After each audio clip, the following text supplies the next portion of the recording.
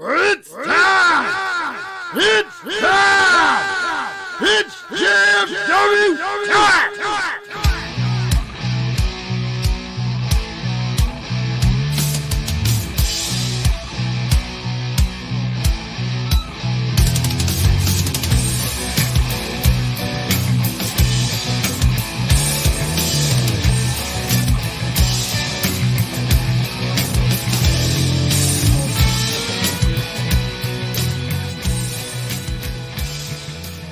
All right, guys, it's that time we got something to ring with the greatest faction in podcast history, Jazz Freak Wrestling, the JFW Podcast, hosted by Travesty.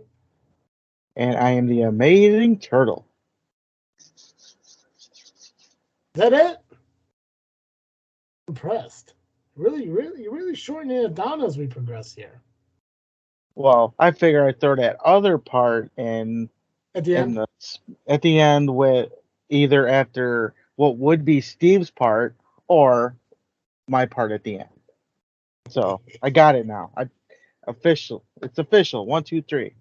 That's it. And the amazing. I'm a little upset that you don't, announce yourself as Nubby. Maybe I'll surprise you next week. Maybe one day. One day. One day, surprise me with a Nubby. Guys, we're here with. Guys, we're here with another episode of Just Freaking Wrestling, the JFW Podcast. A lot of independent stuff to talk about. Obviously, the results from CSW and SCW over this past weekend.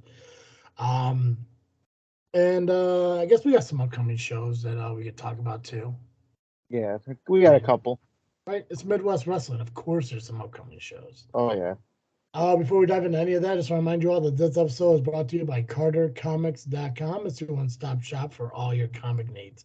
Go to CarterComics.com, fill up your cart with their amazing comics, whether it be graded or raw. It doesn't matter. They got it all. Fill up your cart. Use the promo code. The discount code, because we don't do promo codes for Carter Comics. We do discount codes. Use discount code FREAKNET. That's FREAKNET. Save yourself 10% in your entire order. Not only that, if you go to their website, go to their homepage, scroll to the bottom of it, you find 4 links to 4 different eBay accounts that CarterComics.com owns. You could find comics as well on eBay, whether you're making a bid on them, buying them outright, or making an offer on any of them. They will honor the discount code as well, so you can save 10% on your eBay purchases too. So CarterComics.com, use the discount code FREAKNET. Save 10% in your entire order. Definitely not a whole lot going on in the televised wrestling-wise. The only thing that I found that was pretty exciting, pretty cool was War Games is coming to Survivor Series. I'm excited for that. Now the question is, are they going to do that for NXT again, or have 2 War Games shows, or is it going to just be Survivor Series? Well, from what I read, there's definitely going to be 2 War Games matches, and I'm hoping that they include NXT into the show. I honestly believe that the 4 big shows that they have a year, which, I mean, obviously they have a show a month. We know that, but the big 4 obviously being Royal Rumble, WrestleMania, SummerSlam, and Survivor Series. I believe that NXT should be included in that regardless anyways. And honestly, I think that because NXT, those guys are more like new from the indie scene, still trying to make a name for themselves to get up to the main roster, that you get a lot more excitement, a lot more leap of faith kind of things, as you will, more, I don't know what the other word for it.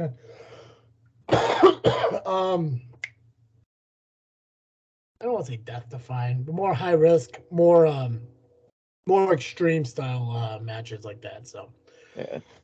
I'm excited to finally doing it. Other than that, I really got nothing else that's happened on in wrestling.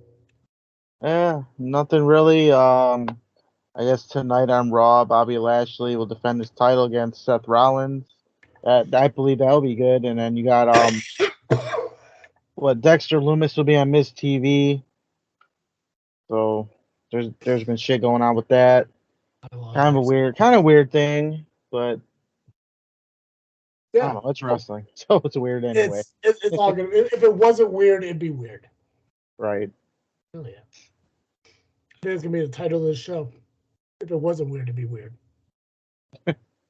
But until more televised wrestling stuff happens, let's move on past that because we do have a lot to talk about as far as the independent scene here. So, Nubby, I'm gonna let you take over here and talk and see what we have going on. All right. Since SCW's main event as usual, and then we got results, I think we'll put CSW right before them. So we'll start out with upcoming shows. I got 2 of them. Well, technically 3. The first one will be short, very short. Again, POW has a show Saturday. It'll be douchebag versus douchebag, and douchebag will be defending his title. That's about it. All right, that's enough for POW. If you want actual information, go to douchebag.com or something. No, go to POW's Facebook page. There's actually some good matches. I will say, obviously, following the SCW show this past Saturday, where we saw SCW taking on POW. I took the opportunity to talk to some POW guys while I was there, and pretty soon we're gonna have Hefford on this show. I have some words for that motherfucker, but we'll save that. I want to try to be as impartial as possible when it comes to the podcast and the people we have on it. And obviously, Jimmy Blaze was too afraid to accept my invitation to come on the show, but Hefford said he'd be willing to come and say some things. And obviously, Doris wants to be here when that happens. With Doris being a huge fan of POW. So that's happening in the near future here. I actually had an awesome opportunity to talk to a few wrestlers too, who we might get the Ivan treatment, if you will, and do some individual interview podcasts about their career. Spoke with Aaron Xavier to do one, and Max Holiday to do one, and Terry. Which, by the way, Terry will also be coming on the show soon because he'd like to talk. So yay! Finally. Yeah, right. Yeah. Apparently, all these things I've been saying that he hasn't been hearing. Yeah, he's heard them. So yeah. Still not sure if he's able to fire me or not, but I guess we'll find out. But now here's the question: does Steve have to come on the show first, and Terry's got to phone him before he comes on? Ooh, that's a good question. I'm not quite sure. We'll have to find that out. We'll have to see if Terry's going to be an anonymous GM and Steve will be the laptop sitting at ringside. Can't wait. But I'm excited. Me too. We're getting more wrestlers on here, talking with them and everything. And that's one of the things I would love to do more with this podcast, getting some of these wrestlers on and talking everything. That's why I had you on, and then about a week or so later, you went on to Power Hour and called me Podbean. Cool. Still not over that. Ooh, fun fact. Your name was mentioned in a Power Hour advertisement for this week. You know what? Before, let's bring that up because before I get into the shows, this is actually important. Yeah. So, this week on the Power Hour, my arch nemesis Shredder will be Shredder, just as ugly, but Rockin' Riviera will be the special guest on the Power Hour this week. He is the one who currently the reigning, defending Rocket Pro Wrestling Chicagoland champion. The very guy that pinned me back in May after hitting me with my own weapon. The same guy I've known since before we started training. We used to do the backyarding together. After I started training, he followed. But while I was still training and getting my ass beat by Marche Rocket, he was still playing in the backyard in a tire ring. Let's just put that out there. So the next time he calls me jealous because I wasn't in the ring when he was, bitch, I was already in the game before you. Anyway, yeah. So he'll be on the Power Hour this week. I suggest that you go listen to that when it comes out. Watch it on Facebook via Steve Arend, or go to his YouTube page when it's up. It should be a fun interview. They got a lot of shit to talk about as well. Other than that, an interview with Rockin', pretty much SCW stuff as well, CSW roller derby. Hopefully, Seed Red will be on it as much as he doesn't like me. He's been dealing with some personal stuff and hasn't been on the show, so I'm hoping he's on it to add some flavor. It's just good to know that even though your name can't be vocally spoke, it can be written. Right. Well, he may have to speak it. He may have to. Maybe. I wonder if Unless, he called. Well, I guess he can't refer to you as Nubby because somebody tried to do that and it didn't work. well, there is a name that I know will be used because Rockin' knew me as this name as well, and that was Primetime Pimp. God.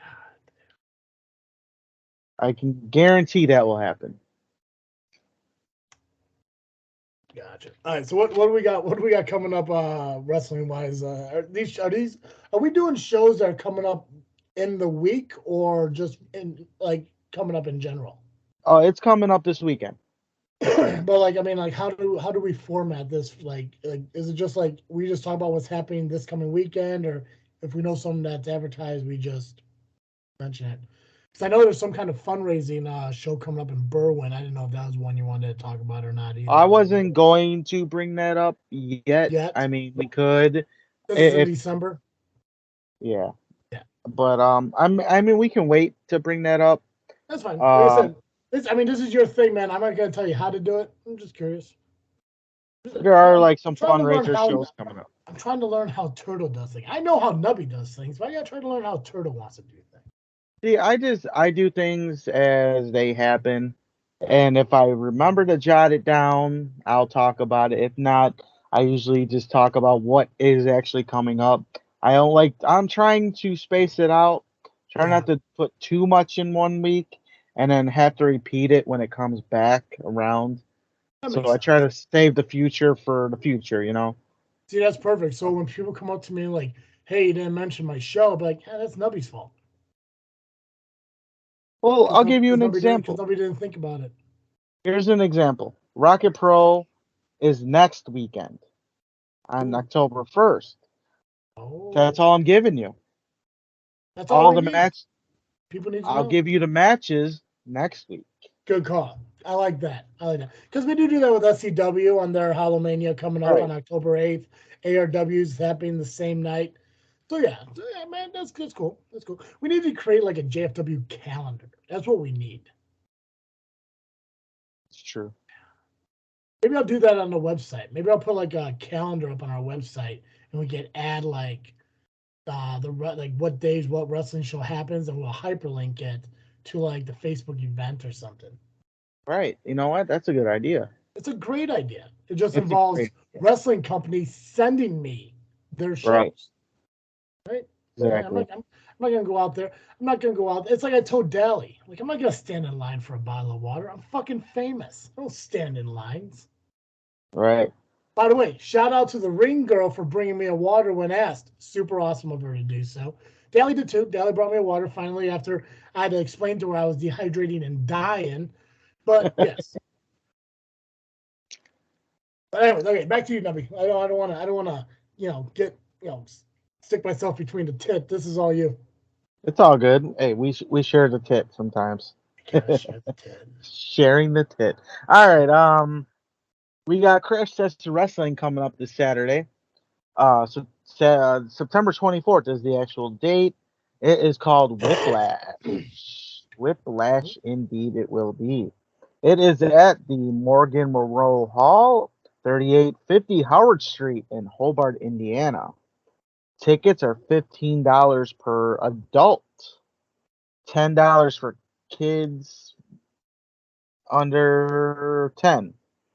So I didn't write this down this time. I just rating it off the flyer, and there was you half-assed it, Nubby. ish. Oh, Well, geez.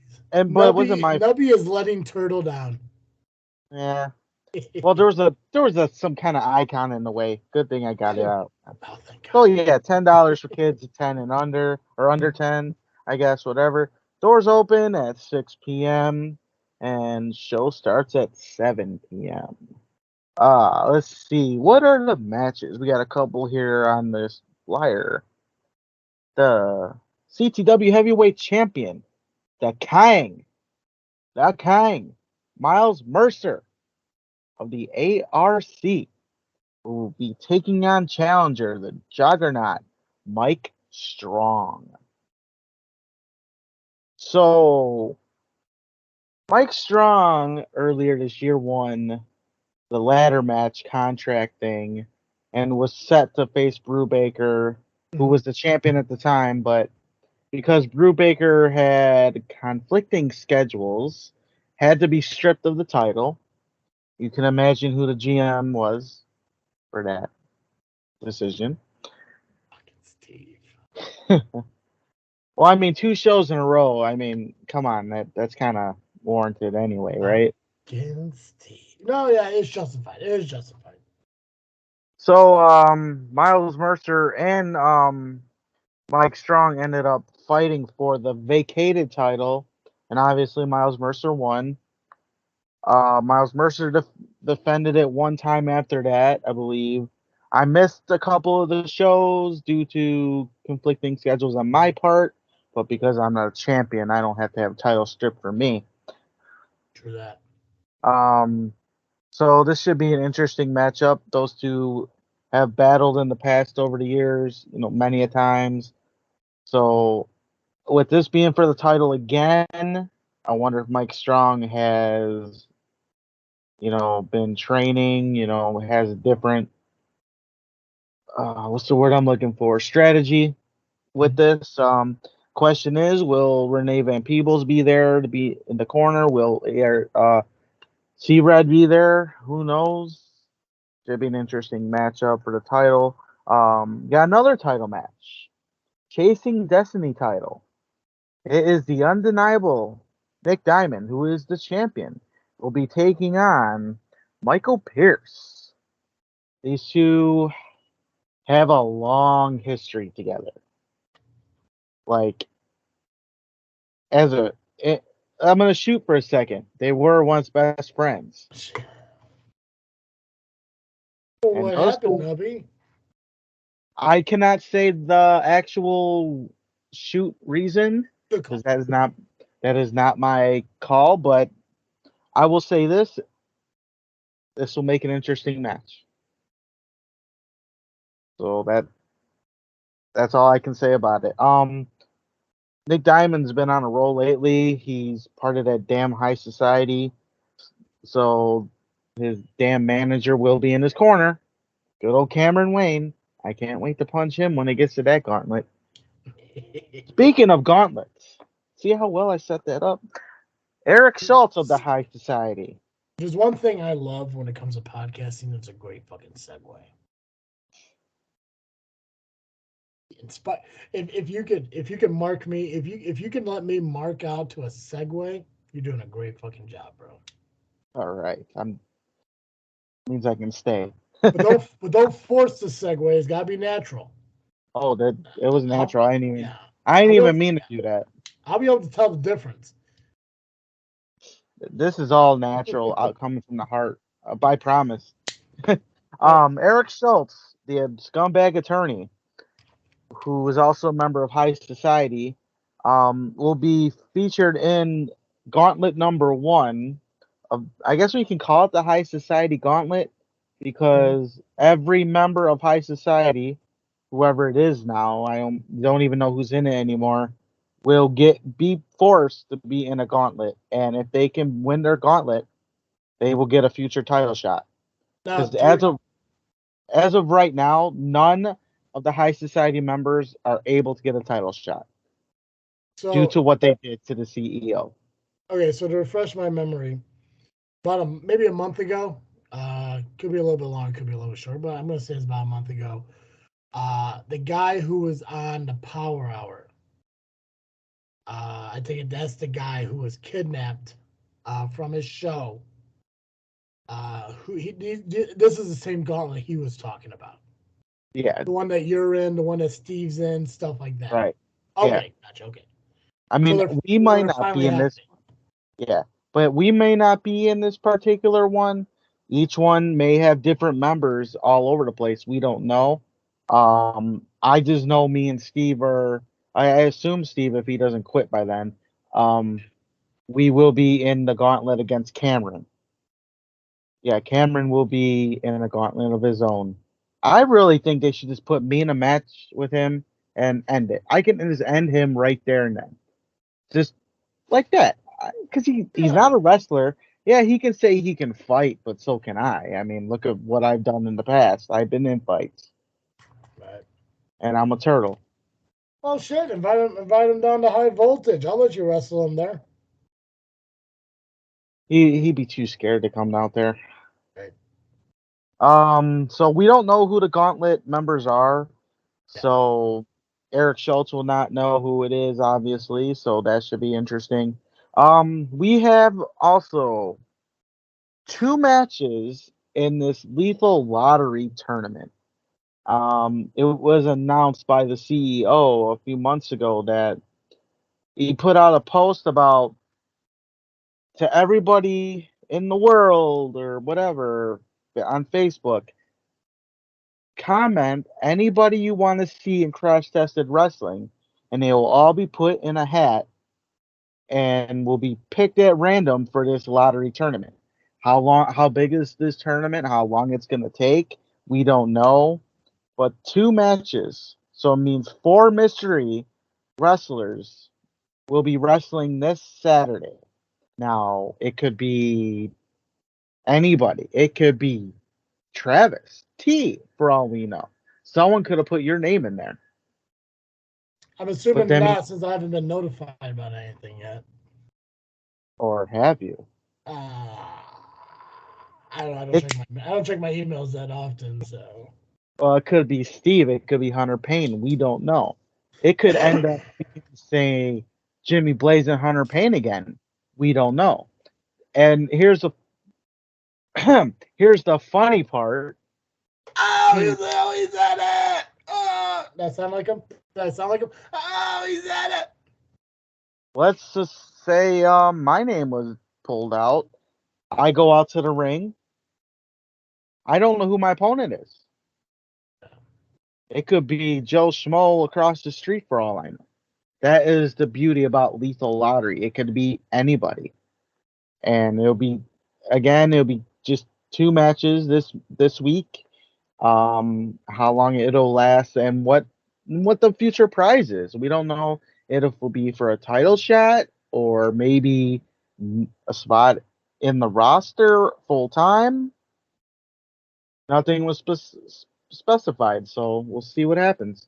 That's pretty much all I have for this show. It's shaping up to be an interesting one. I will be there, obviously. I will be in a match. Just don't know if I'm in a gauntlet or if I'm Lethal Lottery guy. Or who knows? I may just be doing commentary for all I know. I might not be in a match. You could be in multiple matches. Turtle's a hot commodity nowadays. I think he got one of the bigger pops at SCW this past Saturday. Even my shoe got a pop. That's right, yeah. We'll definitely get to that. Yeah, the vein in my neck popped when you coughed in my butt. That wasn't my fault. God, you can blame Terry. Blame Terry for that. Because I guarantee you'll blame Terry. Oh, there's so much blame. Well, anyway, I can't blame you, Turtle. We'll get to it though. Yeah, but you're right. We will get to it. That's a main event promo right there. Right. It's a foreshadower. So, Crash Tested Wrestling returns for Whiplash. It's Saturday, September 24th. Morgan Morrow Hall, 3850 Howard Street, Hobart, Indiana. Tickets $15 for adults, $10 for kids under 10. Doors open 6 p.m. Starts at 7 p.m. bell time. And that's all I got for Crash Tested. So, Sunday. Guess what we have on Sunday? IPW. Illiana Pro Wrestling. You're smart. Illiana Pro Wrestling. IPW Illiana Pro Wrestling returns. Well, now, see, this is what happens. This is why I should write shit down, because now I got to go back to one thing, pull that up, and then I got to go back to the other. See, this is what happens when I lose my shoe. Is that what it was? Yep, I'm blaming that. All right, so Illiana Pro Wrestling returns Sunday, September 25th. That is this Sunday. Doors open 1 p.m. Show starts at 2 p.m. It's at the VFW Hall Post 311 22341 Governor's Highway in Richmond Park, Illinois. General admission $15 yet again. Kids 10 and under are just $10. And it's the Medallion Tournament once again. What's the Medallion Tournament? It is a tournament in which you bunch of guys, they go through a big tournament of so many matches. The winner gets a medallion, and it's good for not one but 2 title matches. However, for the second title match, you have to win the first.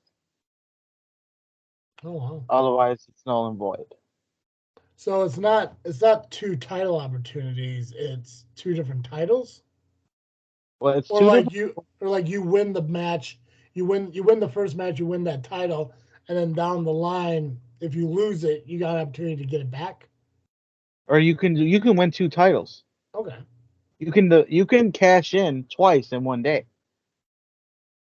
This is something like Miles Mercer won before, right?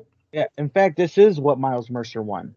Oh, okay. So when Miles Mercer won it, he cashed in and won the Trios Tag Championships. So then, at the last show, he cashed in his second one on Hot Rod Danny Andy and became the Second City champion. Gotcha. But he wouldn't have been able to do that if he did not win the Trios Tag titles. If he would have lost on that cash-in, the other title shot would have been gone. That's put a lot of faith in the ARC. Yeah. And to think they had some issues. There you go. But apparently those issues were just a decoy. Because, C-Red's a snake sometimes. So yeah, that's the rule for the tournament. First round of this tournament, we're gonna see Joey Dalton take on No Coast member Brian Kraser. Quinn Whittock will be taking on Joey Blues. I think he's the other member of No Coast. I'm sure of it.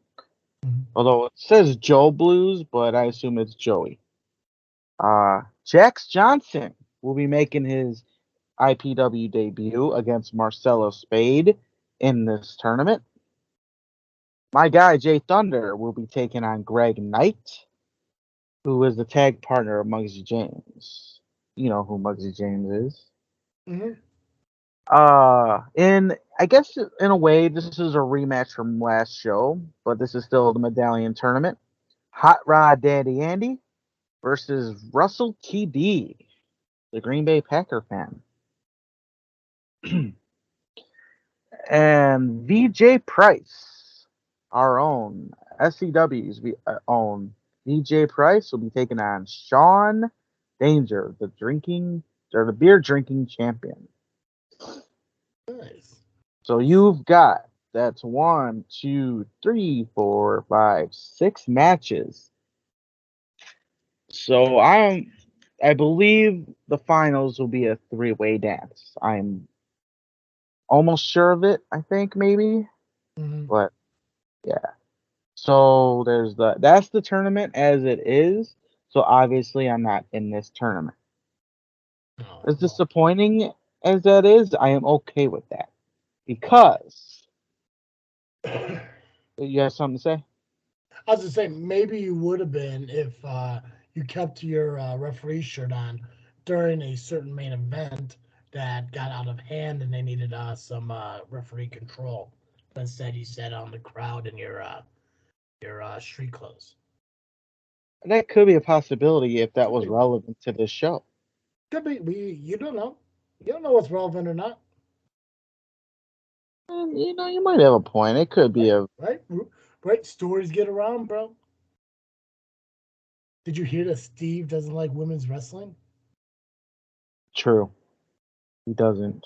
That jerk. They miss it out. They're missing out on not putting you in that tournament, Nubby. That's okay, cause I'll get to why in just a second. Um, Excellent. in a grudge match, we are going to have Aaron Stone versus a Scorpion Dorado. That's going to be a nice flippy match. A nice Uh, flippy match.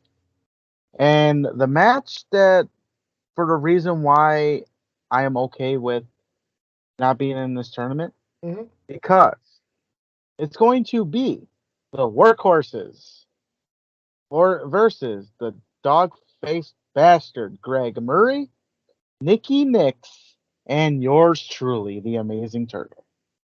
I am finally Nice. going to get my hand on those damn workhorses. I just feel really bad knowing that Nikki Nix has to touch a fucking workhorse. Poor Right? girl. That's Poor true. girl. Or yeah. All right. Well, you know what? I'm very happy that I'm going to be in this, and I'm going to finally kick some workhorse ass. Um, it's going to be weird teaming with the dog-faced bastard, because you ever tried controlling a dog who doesn't listen? No, no, my dog's very well obedient. Well, I deal with that on the daily, and then it's not just the dog-faced bastard. As a referee, Nubby, I'm sure you've had your share of issues with people, but you handle it quite well. I've seen you ref, and other than costing me my high voltage championship, you crush it every time. Well, I appreciate that. Hell yeah, bud. All right. That's Illiana Pro Wrestling this Sunday. Any more information? There's a couple promos out there for it. Um, I believe, or that might have been no, that might have been for Crash Tested. But yeah, any more information? Go to Illiana Pro Wrestling on Facebook. Um, always keep checking out for future information. You never know what pop up in a town near you. It's There's true. things cooking. It's true. And Uh, luckily, Nubby does share these events and everything on our Facebook page at Just Freak Wrestling or the JFW Podcast. So one stop shop for all your wrestling events in the area. that's right. I do share them. She does. He does. That is Sometimes, true. He sometimes does. I wait to the last minute, but they get shared either way. Still counts. Still totally counts. See, the thing is, Nubby, is people listen to our shows and like, oh shit, there is a show coming up. And then the day of the show, like, isn't there a show? Let me check JFW. Boom, Nubby shared it. Like I knew I listened to it. I knew they said it, earlier this week. Because we don't lie here. Yeah. All right. That's the end of IPW. So check out their Facebook for more information. All right. Next on the docket, Chicago Style Wrestling had a great hot show on Friday night. The show was dedicated to the late Ricky Dunlap, who just recently passed away. He was Ricky the janitor at one point, and amongst other gimmicks. Probably one of the nicest guys, and sorry for the loss to his family and friends. And we did a 10-bell salute for him, put his picture in the middle of the ring, and had a mop for him. It was a nice time. Do you know where he mostly wrestled out of? Well, I first met him at Crash Tested Gotcha. 1.0. Anyway, he was at Global Professional Wrestling for a short time. Uh, Chicago Style Wrestling. I think that was his home for the most part. He was at Lucha Libre Total, Berwyn, any show in Berwyn pretty much. Yeah, he was mostly around here. I want to say he's been to Southland back in the day under a different gimmick, maybe. Gotcha. I just don't remember all of his gimmicks. But yeah, it's just yeah. I mean, I heard of his passing. I really don't recall ever watching this match that he had like in person. But I haven't heard any bad thing. I haven't heard one bad thing about him. So it's just unfortunate that seems like a lot of loss this year when it comes to wrestling and stuff. mm-hmm. And just life kicks us in the pants, and sometimes this can't be handled in the correct way. Yep. But this was a big loss. He touched a lot of hearts. I wasn't that close to him, but he was always good to me. We had our moments on Facebook, but that's all fun and games. So we had a pre-show, which was Haven Harris versus Nikki Nix. Nikki Nix took the win via a roll-up. This was a nice back and forth matchup. Both are well respected, and the fans loved them both. It was kind of hard to cheer for either one of them, or cheer for one or the other. They both got their cheers in, and it was a fun little matchup. Nikki got the win.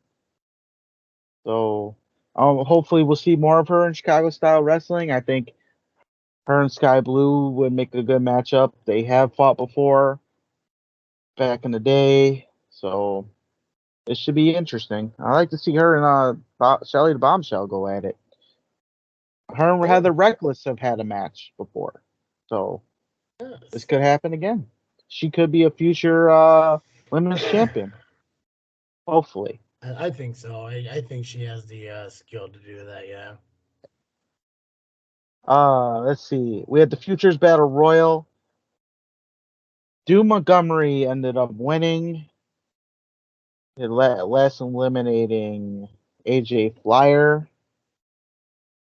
And we did then it was going into the 10 bell salute and the the national anthem, and then the show starts.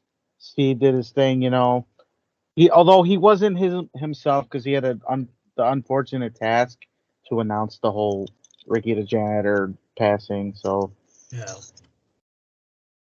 Yes, I was just given a delivery. So I got the strip. What is that? I got me a Slurpee. Tons of flavors at Thornton's? Yes. Yeah, it is. One of the best gas stations in the area. We got a Slurpee, though. Is that blue raspberry? Blue raspberry with cherry. Oh, fuck yeah. Is that from the girlfriend? Yes. You should marry her, bro. Well, she does have a ring on her finger. We just don't have it on paper. We're engaged. But that's a whole nother story that JFW does not need to hear. Does she listen to the podcast? Only when I play it for her. Oh. Perfect. Yeah, I don't see why you haven't married her yet. That makes no sense. I mean, you guys love each other, right? I mean, you should 100%, go, set up a date. Get some friends together, have a ceremony. I'm an ordained minister. I can officiate weddings. So it's not like you have to pay somebody to do it for you. I can do it for you. So really the only thing stopping you is you. You should play her this part. We have our reasons. No, I'm just fucking with you, dude. Well, anyway, so match 1 featured Jax Johnson defeating Adam Stallion, the king of the turtle chips. Of course, Jackson Johnson did his cheating is all he ever does. But hey, so referee doesn't see it. Wins a win. He before the matchup, he talked a lot of shit as usual. He was talking about Boz and probably Adam Stallion. I tend to not listen to him because I just don't like hearing him talk. Yeah, I'm still salty about that guy, even though he was under a different name at the time. What the hell? I was pulling up CSW. Mm. just trying to follow along with what you're saying here, Nubby. Okay. So the next match featured Alpha Zeta Zeta, the As. They took on Marco Anthony and Sean Mulligan. Alpha Zeta Zeta talked shit as usual at the beginning. Said that if Marco does not win the match, or well, him and Sean Mulligan do not win the match, they have to join their fraternity. Now you can imagine what Sean Mulligan had to say about that. I'm sure he's down for partying. Yeah, but he doesn't want to party with them. He actually called them a couple of snowflakes. And because he called them snowflakes, he kind of had got confused on what season we were in out weather-wise. He thought there was snow out. It was snowing outside. He might have been 3 sheets to the wind as usual. Marco Anthony and Sean Mulligan win with their really interesting tag finisher. I suggest maybe going to the Chicago Style Wrestling YouTube page and check out one of their matches. It's an interesting combo or tag move. Like, I don't know how these guys can even survive it. Oh, and fun fact, I was the referee for that match. Oh, that's gotta be exciting. Well, it's like you said. Like, I mean, I know Anthony, I know Mulligan. Never seen them tag together. It's an odd tag team. It's a very odd tag team. Like 100% odd. Yeah, it's like 2 different styles and everything. It's like me and Hunter Payne. That would be the weirdest tag team. It just seems because I mean, like obviously, and when you and a lot, I mean, obviously, a lot of my references are from SCW, but Anthony doesn't seem kind of like a happy-go-lucky, band No. directed kind of guy like Right. Mulligan is, So it's like to think of them two together, it's almost like Mankind and Rock. Right. Yeah. Right. That's kind of how it is. Maybe Mulligan's just not as goofy as Mankind. Mhm. Because even if Mulligan's drunk, he's still smart. Let's see. Mateo Valentine took on Chris Miller. Chris Miller beat the holy hell out of Mateo Valentine for most part. But Mateo Valentine did hold his own, did fight back a little bit, but Miller ended up winning, doing his dirty tactics as usual. I've been in the ring with Miller. I pinned him in a tag match, but he could still hit hard. Yeah. So I'm not going to take anything from him. But Mateo Valentine, you don't really want to fuck with, especially when he is on his game. He hasn't been lately, but now I think he gets it. Vic Capri has been trying to get, in his head a little bit to make him, more positive and, don't quit so easy, be tough. He's trying to toughen him up. And I think this match may have toughened him up a little bit. He did realize a lot after this match. So I think we're going to see a lot more of Mateo Valentine maybe in title matches soon. I think he's ready for, bigger and better things. Who is the long-haired bandana dude who is announcing at CSW? That's Wade Hunt. Yeah. Yeah. Fucking I was going on YouTube, which you can find Chicago Style Wrestling on YouTube just by searching Chicago Style Wrestling. And they don't got anything from this show. They got it looks like Rotten to the Core was uploaded a few days ago. But I saw a video and you were like the display picture of the fucking video. I'm like, well, I gotta see what Nubby's doing. Wearing an earpiece like a professional, bro, a fucking pro. Yeah. Hell yeah. My personal earpieces. Got a pre-show Futures Battle Royal here. Yep. I've been in a few of those. Yeah. Fuck, you don't need to be, man, because you're not the future. You're the now. You're the fucking now. Yeah, but I'm not in the ring kicking faces. But that's okay. Well, not everyone can be, as smart as Rocket Pro Wrestling. True. Yeah, By the way, their videos are up too. And I've watched the Royal a few times. Yeah. I get chills watching that entrance alone. Hearing that crowd, man, that felt so good. Oh, is that entrance? So that Battle Royal's up? Yeah. Dang. All the matches from that show are up. Dang, what? I gotta start subscribing to these channels more. Fucking subscribe. Yeah. Maybe they'll start subscribing to us. I don't see why they wouldn't. I know, right? So, the next match was the trios tag match. Cody James, Dogface Bastard Greg Murray, and Cypher against Eric Schultz, Mario Pardua, and Joey Mayberry. What is it? Team Babushka. That's what it is. Babushka. Yeah. So the beginning of the match, actually during the entrances, Cody and the Dog Man came out together. Cypher came out by himself, being led by Heather Reckless on a dog chain. He is Heather Reckless's dog.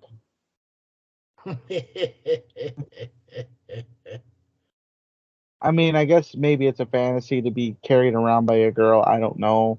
But so she took the collar off and he got in the ring. I actually had to explain to him who his partners were.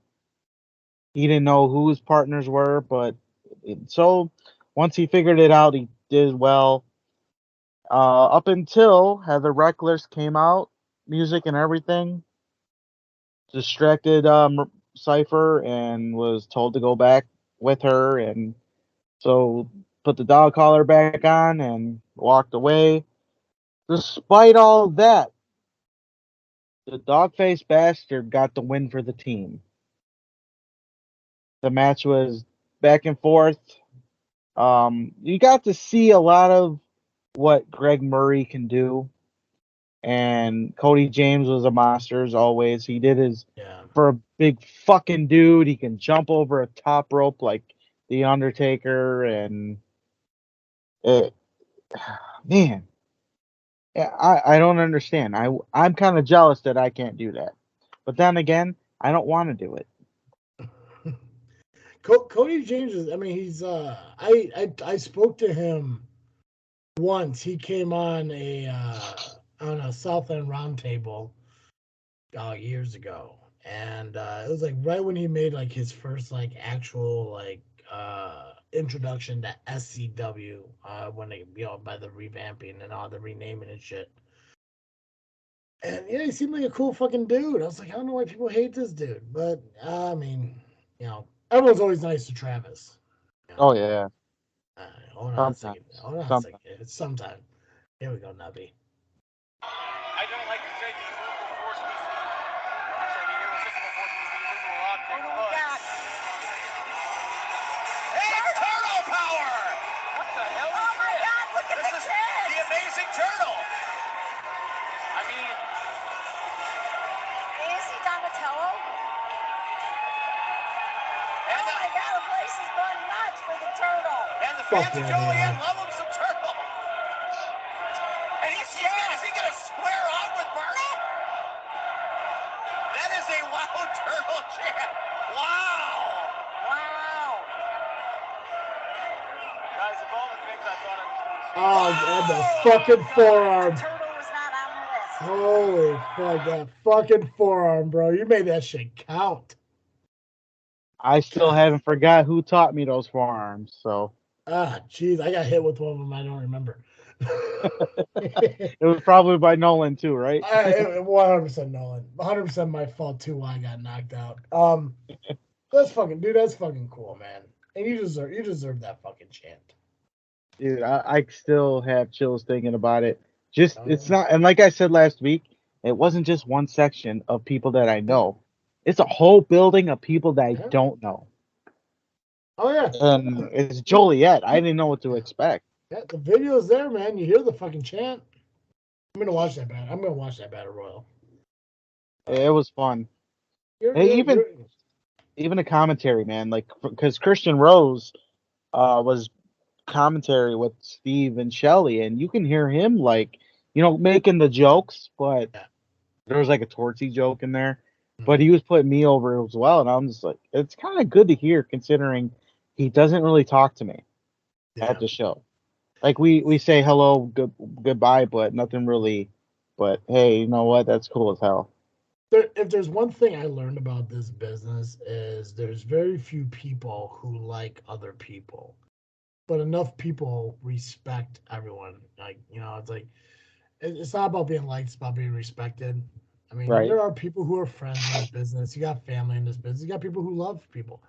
But when it comes down to it, it's very, it's few and far in between to see somebody who actually likes somebody else. But the Hmm. respect is there. Look at me. I don't like fucking Terry. I respect him a little bit. A little bit. I mean, just a little bit. Yeah, a little bit. There's a I little. I respect him enough to know that my car is gonna make it to my fucking job tomorrow. Much respect. Just enough. Just enough. So yeah, Cody James, Greg Murray, and Cypher Mhm. pick up the win over Team Babushka. Let's see. The next match. This is your I guess this could be your favorite match because it's weird. The I'm Ugly match. I'm ugly. TJ Steele defeated Ryan Matthews. Oh wow. There was a lot of props used. Mm-hmm. I think I saw a taser. I Now, think it was a now, taser. now, remind me. It's like an I Quit match, but they gotta yell "I'm ugly" instead. Exactly. Gotcha. And in fact, um, Ryan Matthews tried to get out of that part and say I quit. And the referee rang the bell, whatever. But Steve made a made a good decision Yeah. and said that as much as he wanted to hear Ryan Matthews say I quit, he wants to hear him say I'm ugly. So he made Ryan Matthews say I'm ugly. Good job, Steve. So I there was like, far as I think, there was a Yeah. cheese grater, sandpaper, um, there was a handheld sander. Um, the referee did have the mic with him. It Yeah. was unfortunate that I wasn't that ref because that would have been great. Because I really wanted to say, "Are you ugly? Are you ugly?" You should have gotten that match, bro. Yeah, but I won't argue with the bosses. That's true. Right. You made the card at least. That's what matters. I've been getting the easy matches. That's all I care about. I don't want to run around like a madman and have these high flyers make me go down for a count and then for another count and another count. I'm okay. I'm okay with not doing that. Huh. All right, so this next one, is an interesting one. It was Black and Brave along with Shane Hollister versus the Dope Kings, which is Brubaker and CJ Esparza, and the Soul Touchers, Acid Jazz and Marche Rocket. Now, this match, it was can't really. It was a gauntlet style war games kind of a mix. Yeah. So it starts out 1-on-1, and say I don't know, I can't remember who did what, but so say me and you start, and you pin me, Yeah. then my partner, then my team comes in, and he has to eliminate you. And it goes until the whole team is eliminated. It's So so Survivor so Series, but 1-on-1, I guess. so I pin you, and your partner comes out. Yeah, the next person on my team. I'm eliminated. And then you got to beat the next guy that comes in. And Oh, then so beat it, the next guy. yeah, okay, so it doesn't turn into a handicap match. No, it's a gauntlet style. Gotcha. Okay, I like that. That's pretty cool. That's unique. So ended up the last two were Hollister and Marche Rocket, and Hollister took the win for his team. Yes. He replaced Conan Lycan, who cannot be there. So he's another Black and Brave guy, but I think he's more advanced, I guess. Was it because there was a full moon? Couldn't make it.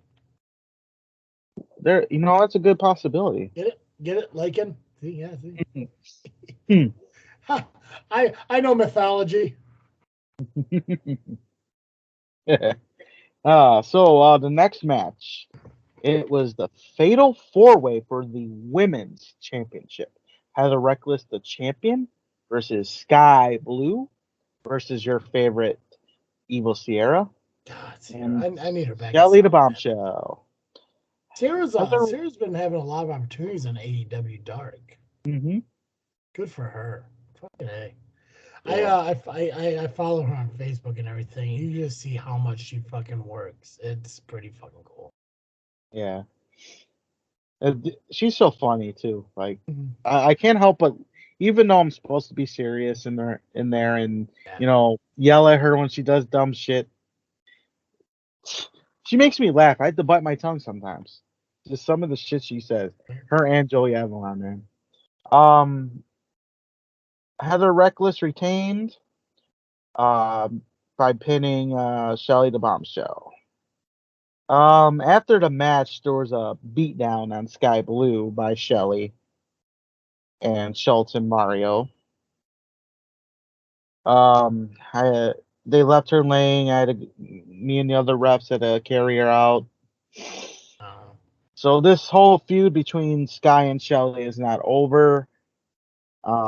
She's gonna need some reinforcements, because she's gonna have to have people watch her back against Mario and Schultz too. I see a big match coming for Shelly and Sky, and I think it's gonna end up bloody. Someone's gonna lose some hair too, or nails are gonna be broken. Right, and that's what you love about wrestling. It's the passion that people have behind it. And I get it, it's never great to sneak attack somebody, but it kind of shows how much you give a fuck.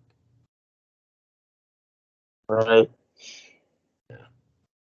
I mean, Sky and Shelly will be wrestling elsewhere, sometime in the near future as well. Mm-hmm. They just, everywhere they go, if they're in the same building, they're gonna fight. And I think these promotions are just gonna say, let's make it, so let's sanction it then. Yeah. Oh yeah. Next match, Steve Boz versus Aaron Stevens, aka Damian Sandow. Whew. Aaron Stevens got on the mic. He did typical Damian Sandow. He talked for about 30 minutes. Really? It seemed like it. It felt like it was forever. Funny ass dude, though. Funny ass dude. But he insulted Chicago. Still says the best wrestling city in the world. He loves going there, but still hates the people. Yeah. He called everybody stupid and everything. I had the pleasure of reffing this match. Boz defeated Aaron Stevens via a roll-up. Stevens was working the leg the whole time, tried to go for a figure four at the end, and Boz used all of his energy to roll him up for the 1-2-3. And then Jax Johnson decides to stick his nose in Boz's victory lap and take out his knee some more. He used the title too. So Jax Johnson wants that championship.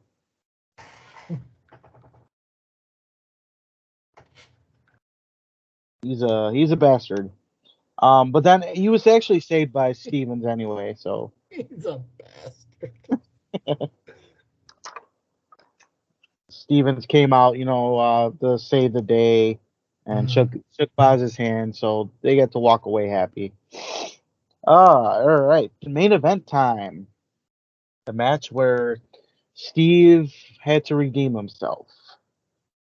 Champion of CSW, Joey Avalon, took on Axel Rico in a no disqualification matchup. This match was hard hitting. Axel Rico gave everything he had to Joey. Joey did, have most of this match. Like, he was beating the crap out of Axel, but Axel would not stay down. There were some close pinfalls that we thought maybe Axel was done, but no, he got up. He just jumped up and took everything from Joey. Just when Axel was about to hit his finisher, the lights went out. Well, mind you, the lights went out twice during the show. So now that it happened here, now I understand why it went out the first two times. Black and Brave came out when we thought they were going to beat up both Joey and Axel. Yeah, they just beat up Axel, and that led to Joey pretending that he was confused and everything, and pinned Axel for the 1-2-3. And still CSW heavyweight champion, Joey Avalon.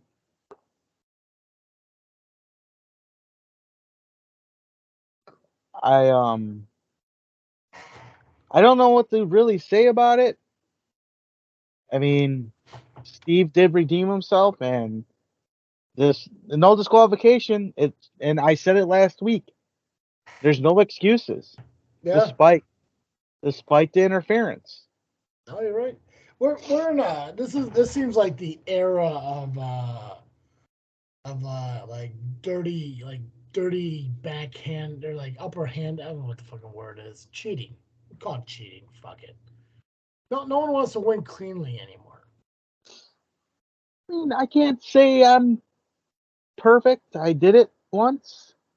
Yeah, I mean, don't get me wrong. A win's a win, no matter how you look at it. If the ref doesn't see it, it's not. It doesn't exist. Like I got nothing against it. It's just you see it a lot more now, where like it's almost like the bad guys are standing atop every company, holding every major title. Mm-hmm.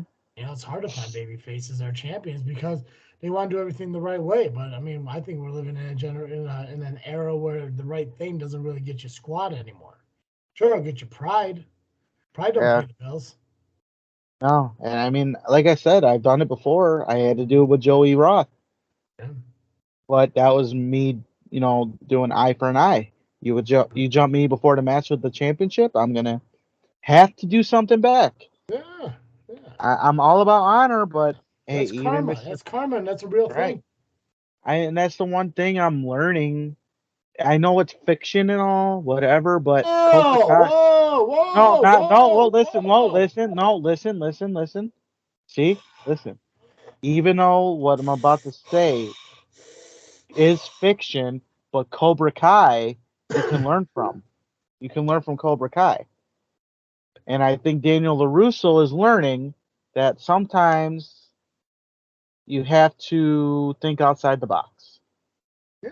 And do what you got to do to win. You gotta, get your hands dirty and do things that you don't normally do because you gotta win or you gotta get a point across.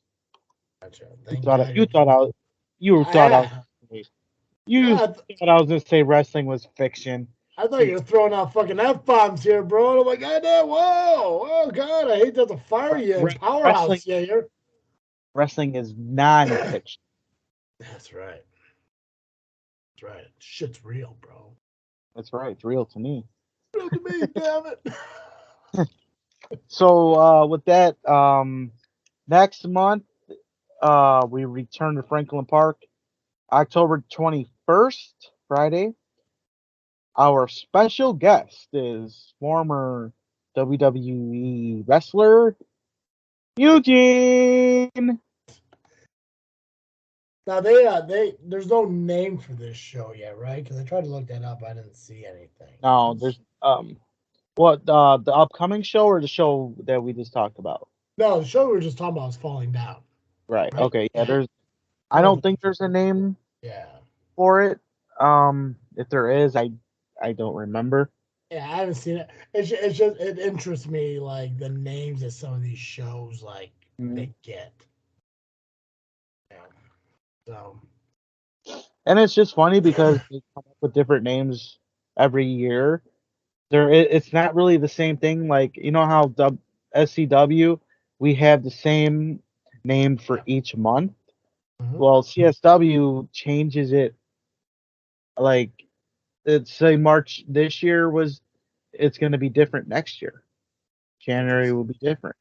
Not all the time, but Yeah. because last year we didn't have Falling Down.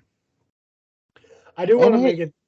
I didn't fall down this show, so I do want to make a CSW show. It's just driving all the way up to Franklin Park is hell's bells, bro. I believe it. Especially on a Friday, I'm always caught in traffic there, yeah. and I leave or like at 3:30, and it still takes me an hour and a half. Right. And it should only take me 45.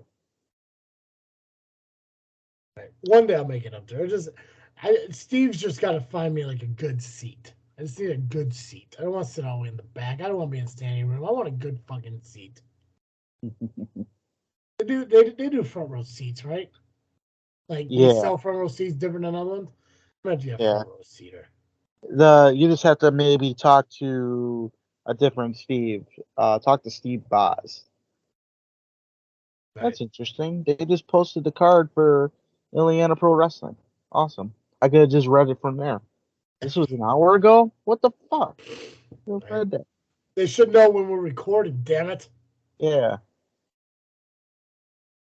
Man, that's okay. At least it's all there, and I'm not lying. All the information's right there. Mm-hmm. Ooh, I didn't know this. Hold on. Ooh, is there something? Is this breaking news? Oh, never mind. Never mind. You got my hopes up, bro. I was reading into it too much. It's called a trios competition, and then I was reading championship, but no, it was leading into and the IPW League champion. They were talking about Aaron Stone. Okay, I thought maybe this was going to be for a number one contendership. Damn it! Oh well. Got my hopes up. You got my hopes up, fucking. I got my own hopes up. Damn it, turtle. All right, so I think that's the end of Tit Talk because SCW is its own monster. It's 100% its own monster. Wrestletopia happened this past Saturday. Standing room only. Huge turnout. Very huge. Yeah. Nubby had the opportunity to referee some of these big matches. I had an opportunity to commentate with a guy that I just kept calling him Sammy Hagar because he was dressed in Hawaiian shirts, had a beard, had hair. He looked like Sammy Hagar. I don't think I ever really caught his real name. I think Steve told me it. Spicoli, maybe, some shit like that. You know, he might be onto something. I think it's something Spicoli. I think so. I just like, I don't know who the fuck it was. I came in thinking like, okay, I guess I'll commentate with fucking Steve. And then I ended up commentating with somebody else because apparently Powell wanted their own guy on the microphone. I was like, hey, whatever. I'm a team player. I'm fine with it. Yeah, so that was fun. But I think we had about 11 matches that happened this past Saturday. Biggest card of the year. They had to start a half hour earlier than normal. So you got the list of matches, right? Yes, I do. Cool. I steal the lineup now. That way I don't have to type shit out. Fuck yeah. Cool. Start at the beginning then. All right. Now, when they do this, here's a fun fact. In wrestling, you have a card, a sheet of paper like this, only Travis can see, so he can just see it like that. Most of the time you see match 1 at the top and goes down. Well, there's an old school way of doing it that SCW does, and I believe WWE does it as well. Match 1 is the bottom and it goes to the top. Yeah. Just a fun fact. Yeah, I think that the East still does theirs on like a dry erase board and shit like that too. Yeah. Or it's either dry erase board and they write it on there, or they got like people's names on magnets and stuff and they like stick it up or some shit. But yeah, you start from the bottom, work your way up. It's like a graph, I think they got it. Yeah, something weird. It's weird. Like they use Excel or something. Yeah. So match 1 featured Powell's Axel Abreu versus VIP with his lawyer Esquire. Yeah, which is weird. And let me ask you a question, Nubby. Being a wrestler, referee, with everything, I guess, in the business. It's pretty damn important to be the first match on a show like this. Right. So VIP, granted, he doesn't really care too much about anything but himself and his money. But I mean, he has a big opportunity in this match to not only fight for SCW against Powell, but he's opening the show. Yep. I just wanted to mention that. But it was kind of, I guess the best part about the Powell being there is seeing wrestlers that I've never seen before. Mm-hmm. So that was pretty cool. I just wanted to mention that, talking about that. I want people to understand that it's important to show openers are fucking huge. There should be like this wave that your fucking show does where it starts high and then maybe you dip a little bit low, but then you want to come back up at the end. I think people miss that. Like, I think people always assume you start low and creep throughout the end, but you kind of want this fucking wave thing to go through. So, right. Yeah. So right off the bat, Powell takes win number 1 as Axel Abreu won this match. This lawyer is not helping VIP whatsoever. And I know Sheik has kind of been MIA over the last few shows dealing with whatever he's been dealing with. But I don't know how much money VIP is paying this fucking lawyer, but it just not seem like he's fucking paying off at all. And it's like you said, Powell took the first one. This is a war between SCW and Powell. Who is the better team? And VIP dropped the ball a little bit. I don't think it was a good choice at all, but on SCW's part, they dropped the ball right off the bat. Yeah. I mean, you took a guy. Now I don't want to take anything from VIP because he is working hard, but he hasn't been winning. No. He lost to me of all people. I beat him in his own home company in my debut match at SCW. Yeah, and the whole point of the lawyer was to, take him to the next level. Lawyer's not doing it.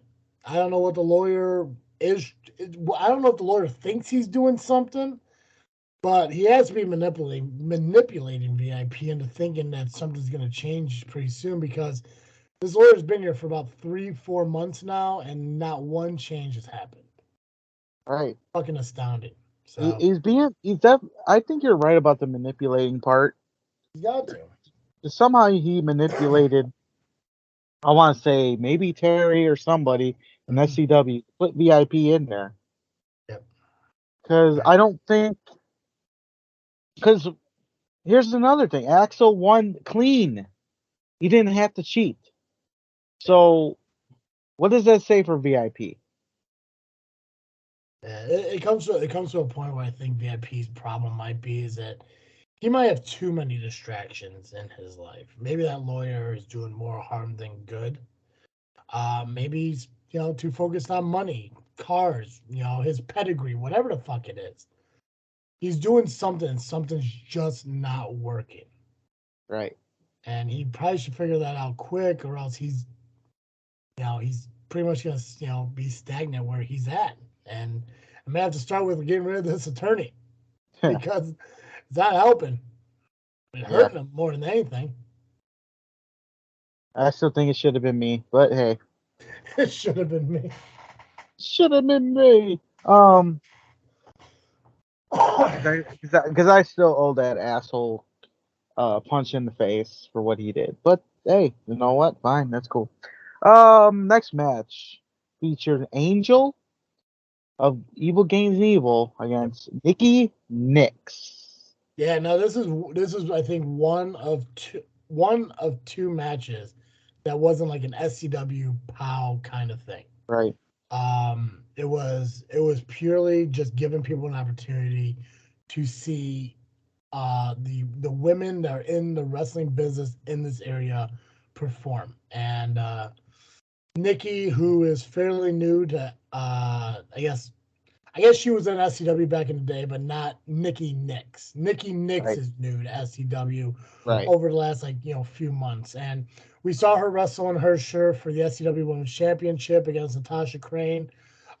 She kept her own, and Natasha is a tough person. And we talked a little bit last week about the decision I had to make to pull her from, one of her two matches for her to focus on the one match she had instead of the two. But she gets in there with guys and she wrestles guys, which is becoming more and more common now, in this era.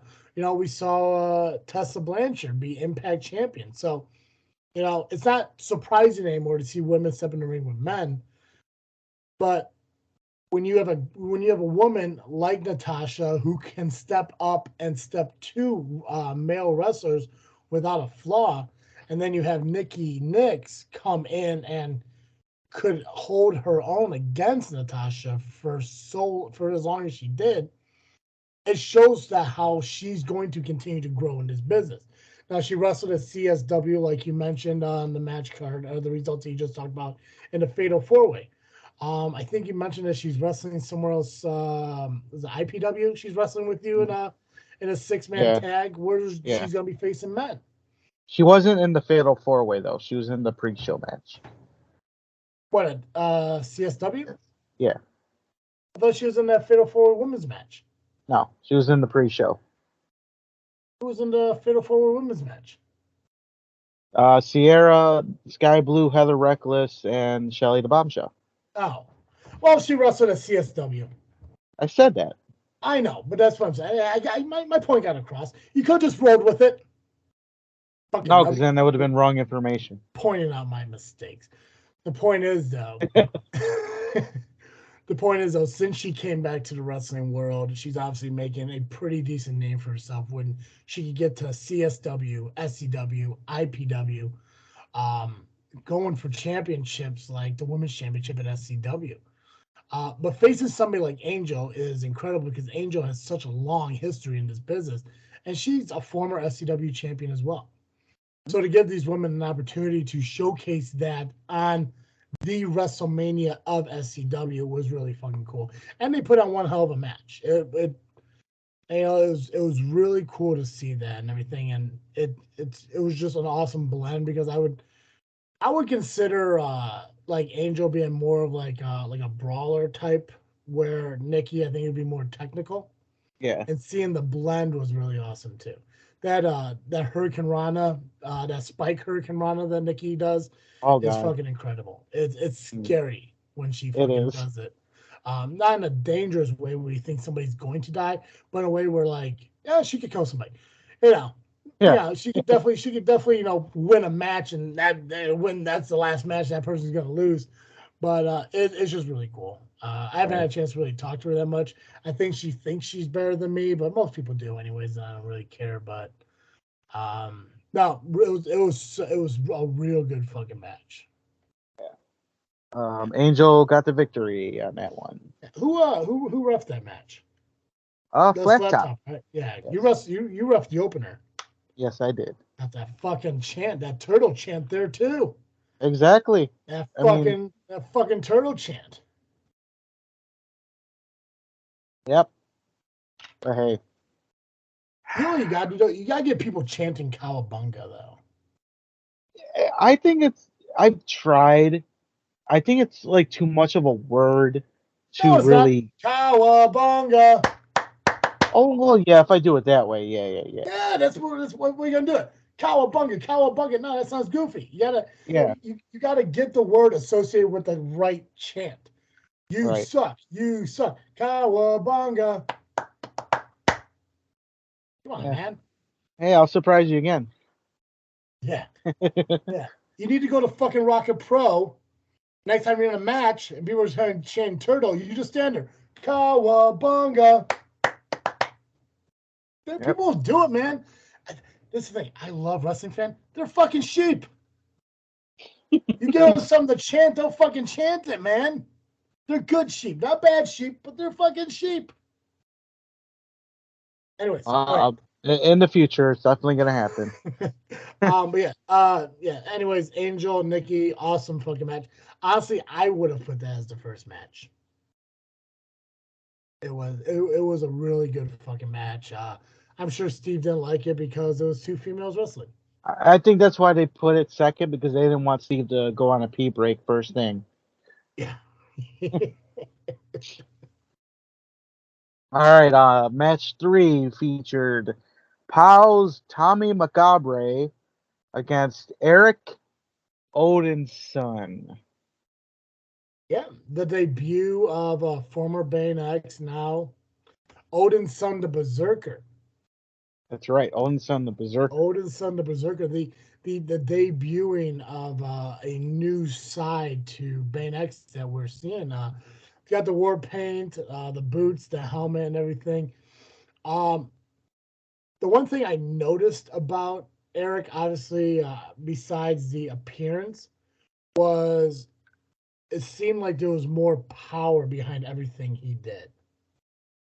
I think it's because he's digging deep into like a different side. Now I know, obviously, Bane X, fan favorite, loved by children and everything. He was the fucking superhero of SCW. He's the guy that everyone's looking up to, and regardless of the fact that he still gives a shit about kids and he cares about raising money and everything. We saw that later on in the show because there was a battle royal for Nick Huffman, who passed away. So there was a moment for him there as well. But he has an opportunity now to wrestle for himself. He still wrestles for kids, but as Bane X, he wrestled for everybody and then himself. Now he can wrestle for himself along with everyone else. And I think that's where he gets that extra power from. And sometimes people just need a change. And I think he found it. It's only been one match, but it was fucking incredible. And that wasn't a small fucking dude he took on either. That was a big motherfucker. Yeah, he's not like wide, too muscular, but he's tall, and he's got long legs that he can just use to his advantage. Yep.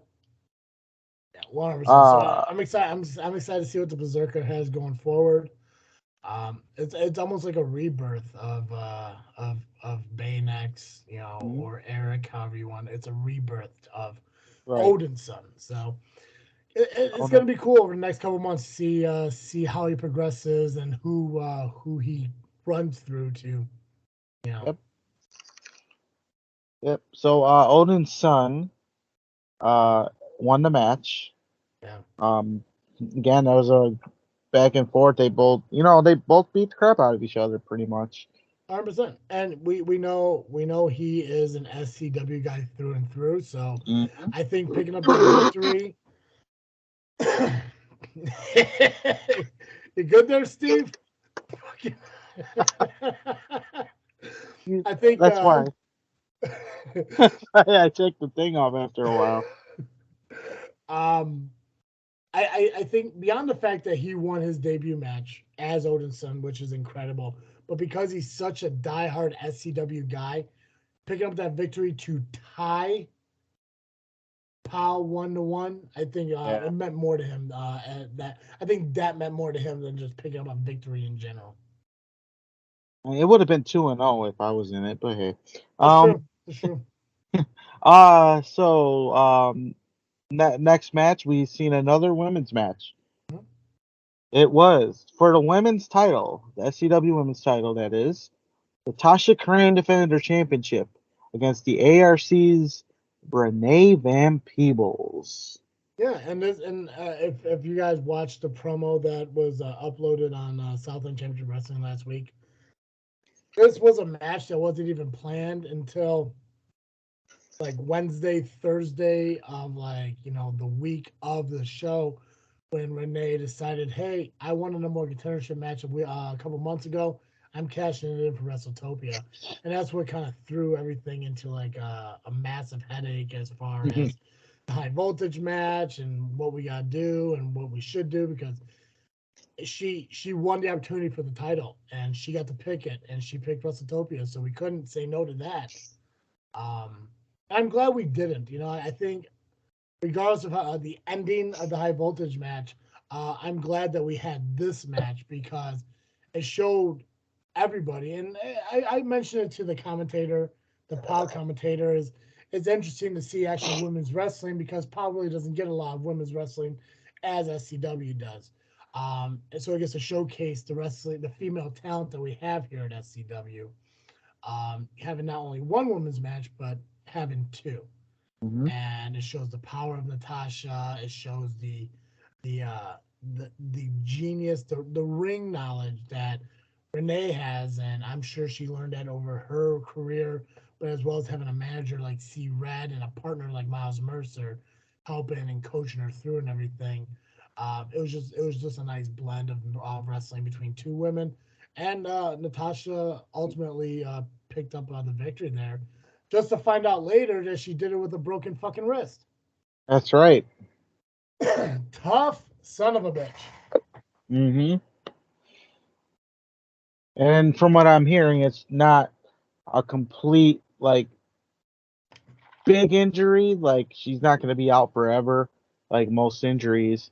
It's a minor break. She may even be back in action for Steam Hollow. We won't know for sure. Oh, But that doesn't surprise me. she's tough. She could probably, do it blindfolded for all we know. By all accounts, there's a good chance she'll be at fucking training tomorrow. True. She does not give a shit. She understands that in order to get to a certain level, you have to put in a certain amount of work. Right. And she's willing to do that fucking work. Now I know that she'll do it smart. She's not going to jeopardize, her health anyway, because if she further injures that wrist and she can't defend that championship, there's an opportunity that championship could be stripped from her. Yep. So it's one of those working smart, not hard kind of things. Right. I see her holding that title for a long time because she took it from Angel. Renee couldn't take it off of her. Nikki didn't take it off of her. So nope. it's I mean, you're just running through the list of who the fuck can take it from her. Mm-hmm. Even Celine Gray couldn't take it off of her. Yeah, exactly. See, it's fucking yeah. I know she's wrestled Paloma before, and fucking she took out Paloma. Haven't seen her since. It's nuts. Oh. Yeah. Evil Sierra might be able to though. I think Evil Sierra. I don't know, maybe. She'll give her a fight. I don't think it'll be that easy for Sierra, but I think this will be close. That'll be her toughest match. Yes. Not saying those other matches weren't tough. No. I think Sierra has a great coach in Avalon. Right. No, Avalon, right? Yeah. I mean, fuck, that dude's keeping his title. No matter what fucking Steve throws at him. Right. So I'm sure she can learn something from him about getting a title. It's just doable. Yeah, I mean, he even put me through a table. Well, actually, he got drop kicked into me. Yeah, that's how it went. Whatever. Yeah, he definitely did. He definitely put you through a table then, dick. Yeah. Let's see. Here we go. Should take my ass chewing like a man here. Yeah. This match was for the new and debuting high voltage title. Yeah. Featured Pals Meet Hooks O'Bannon versus El Dorado of SCW. I was the official, and on the outside was Brian Allen of POW. We were told that for the POW versus SCW title matches, an SCW referee and a POW referee will be involved. It would be up to us on who would be in the ring. And because no one fucks with me, I said I'm going in the ring. Yeah. So and that's the thing too, is like I respect the decision on having two referees out there. I do. just to watch the impartialness, even though SCW's referees never had an issue with that, which was clearly shown in this match, who had the one-sided idea. But if you're refereeing an SCW title, an SCW referee should be in the ring. Mm-hmm. There should be no reason for a POW referee to ref an SCW title match unless that happens to be at POW. Or if the SCW referee if something happens. That was also discussed. Yeah, shady fuckery. Yeah, Terry Allen. Yeah, the title was introduced, and I made it public knowledge that the GM of High Voltage is our very own Travis T. After you found the hard camera. Okay, well, I'm gonna. This came from the guy who was not using the hard cam at all in the entire time he was in the ring announcing. So Steve can go fuck himself on that one. Beautiful title, by the way. For those of you who didn't know, like I didn't get to see the title before it was debuted that night, and the biggest reason is I didn't want to know. I didn't have a say in the design of the title. That was more SCW upper management, and I'm fine with that. I love surprises. A lot of stuff in this business doesn't really surprise me much anymore, so I try to take the surprises when I can. I guess when you think about it realistically, if you wanted to see what the title looked like beforehand, all you had to do is look at the poster because it was displayed on the poster. But it was small. I really didn't pay much attention to it. So when you brought it out, I thought it was pretty cool. It would have been nice to hold it for even a brief moment because fuckery happened, and I didn't even get a chance to see it in person because El Dorado failed me. Terry failed me. You failed me. Everybody fucking failed me. It's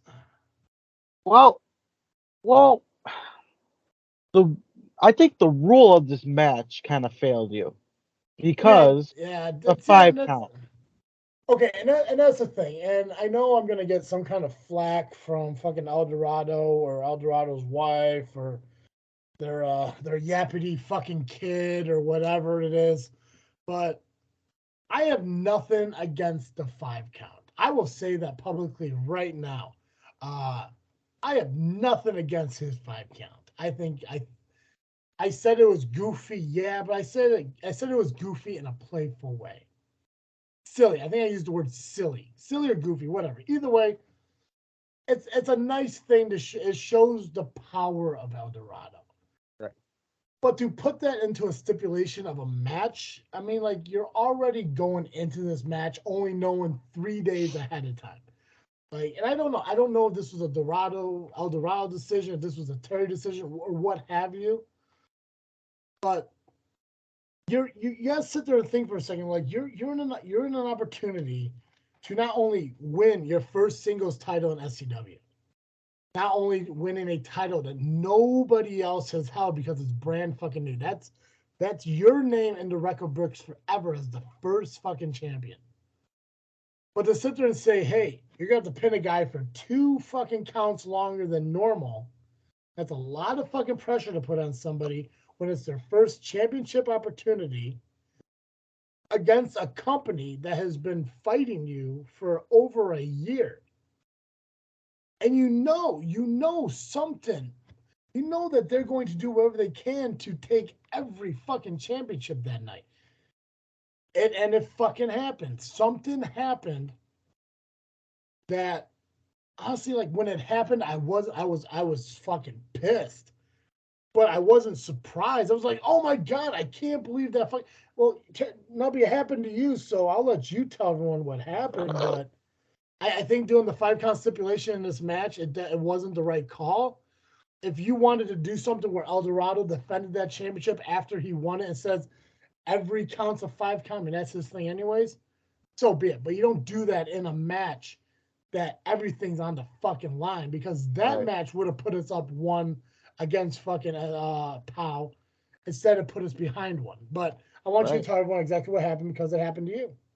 So, okay, the result of this match was Meat Hook Sobanen winning. He's the new high voltage champion. First high voltage champion. Can't say new because he's the first. So El Dorado had this match won, pretty much. I mean, 2 big guys going at it. It was nice back and forth as well. But Meat Hooks kind of had the upper hand a bit, but he also had that piece of shit, Chris Hedford,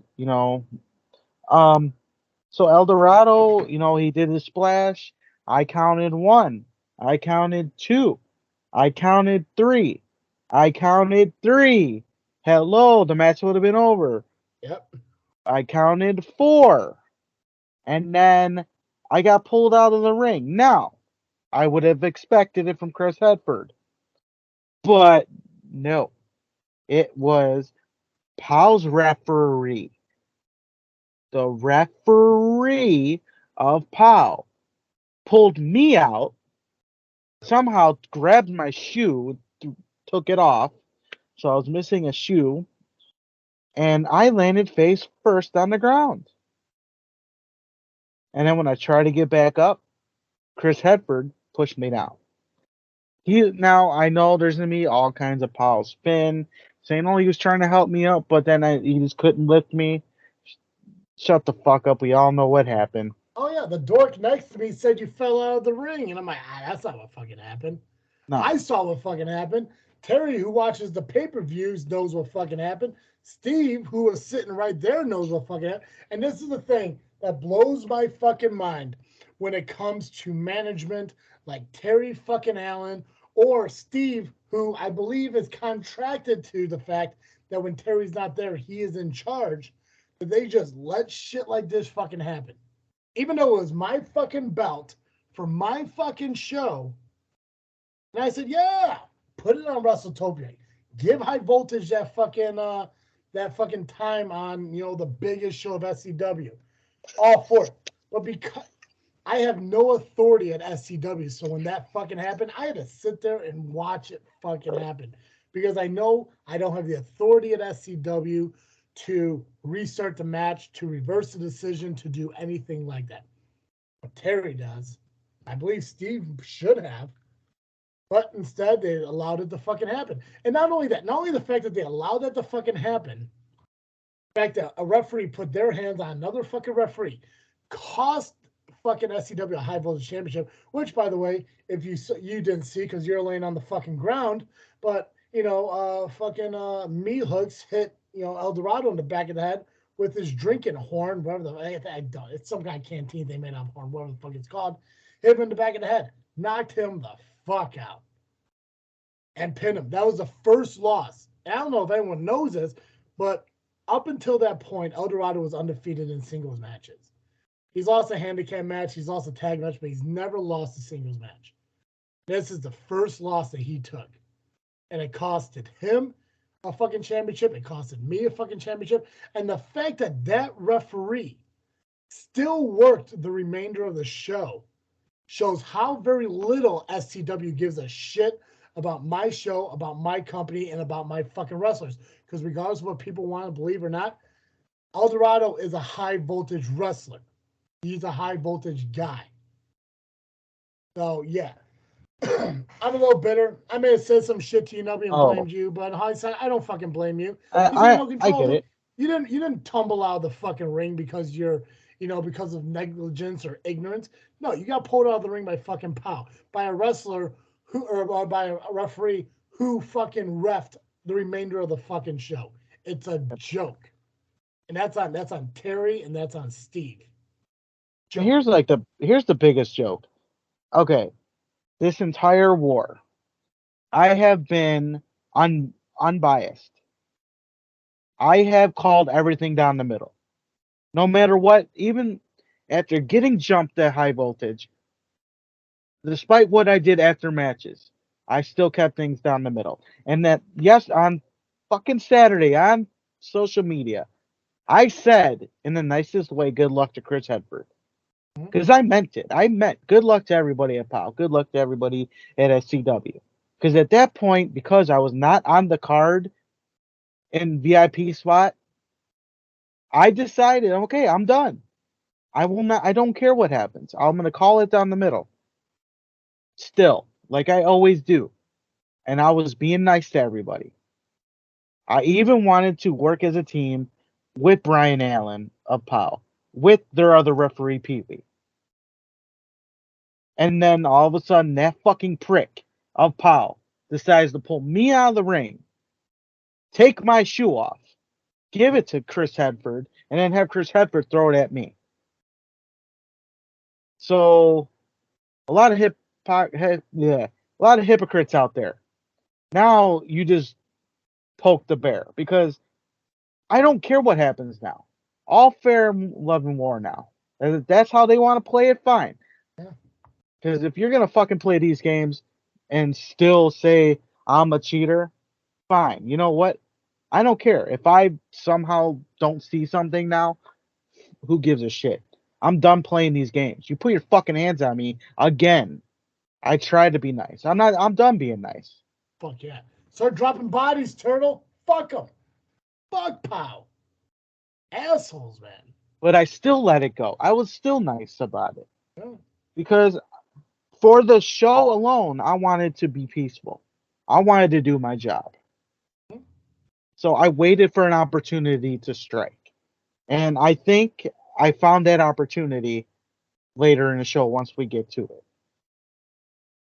So with that said, a lot of shenanigans got Meat Hooks the belt. And he is now the first high voltage champion. Whew, man, my anxiety's up now. All right. The next match was the called shot ladder match. It featured Chris Ward versus Miles Mercer versus JPH versus the Hawaiian Hitman versus Kazile versus Aaron Xavier. And your winner of this match was Aaron Xavier. A lot of shit happened in that match. There's so much to talk about. I think the biggest parts of the match obviously was the Hitman jumping off of the bathroom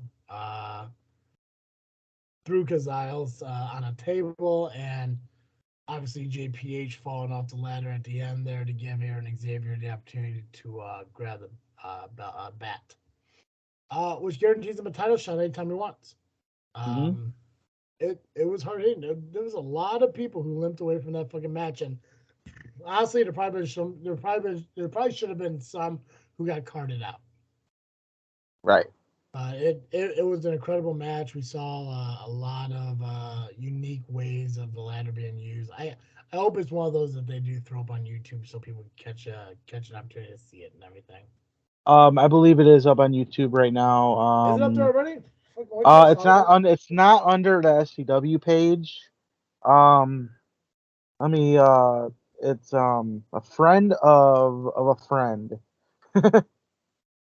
What's his name? Marcus Ellis.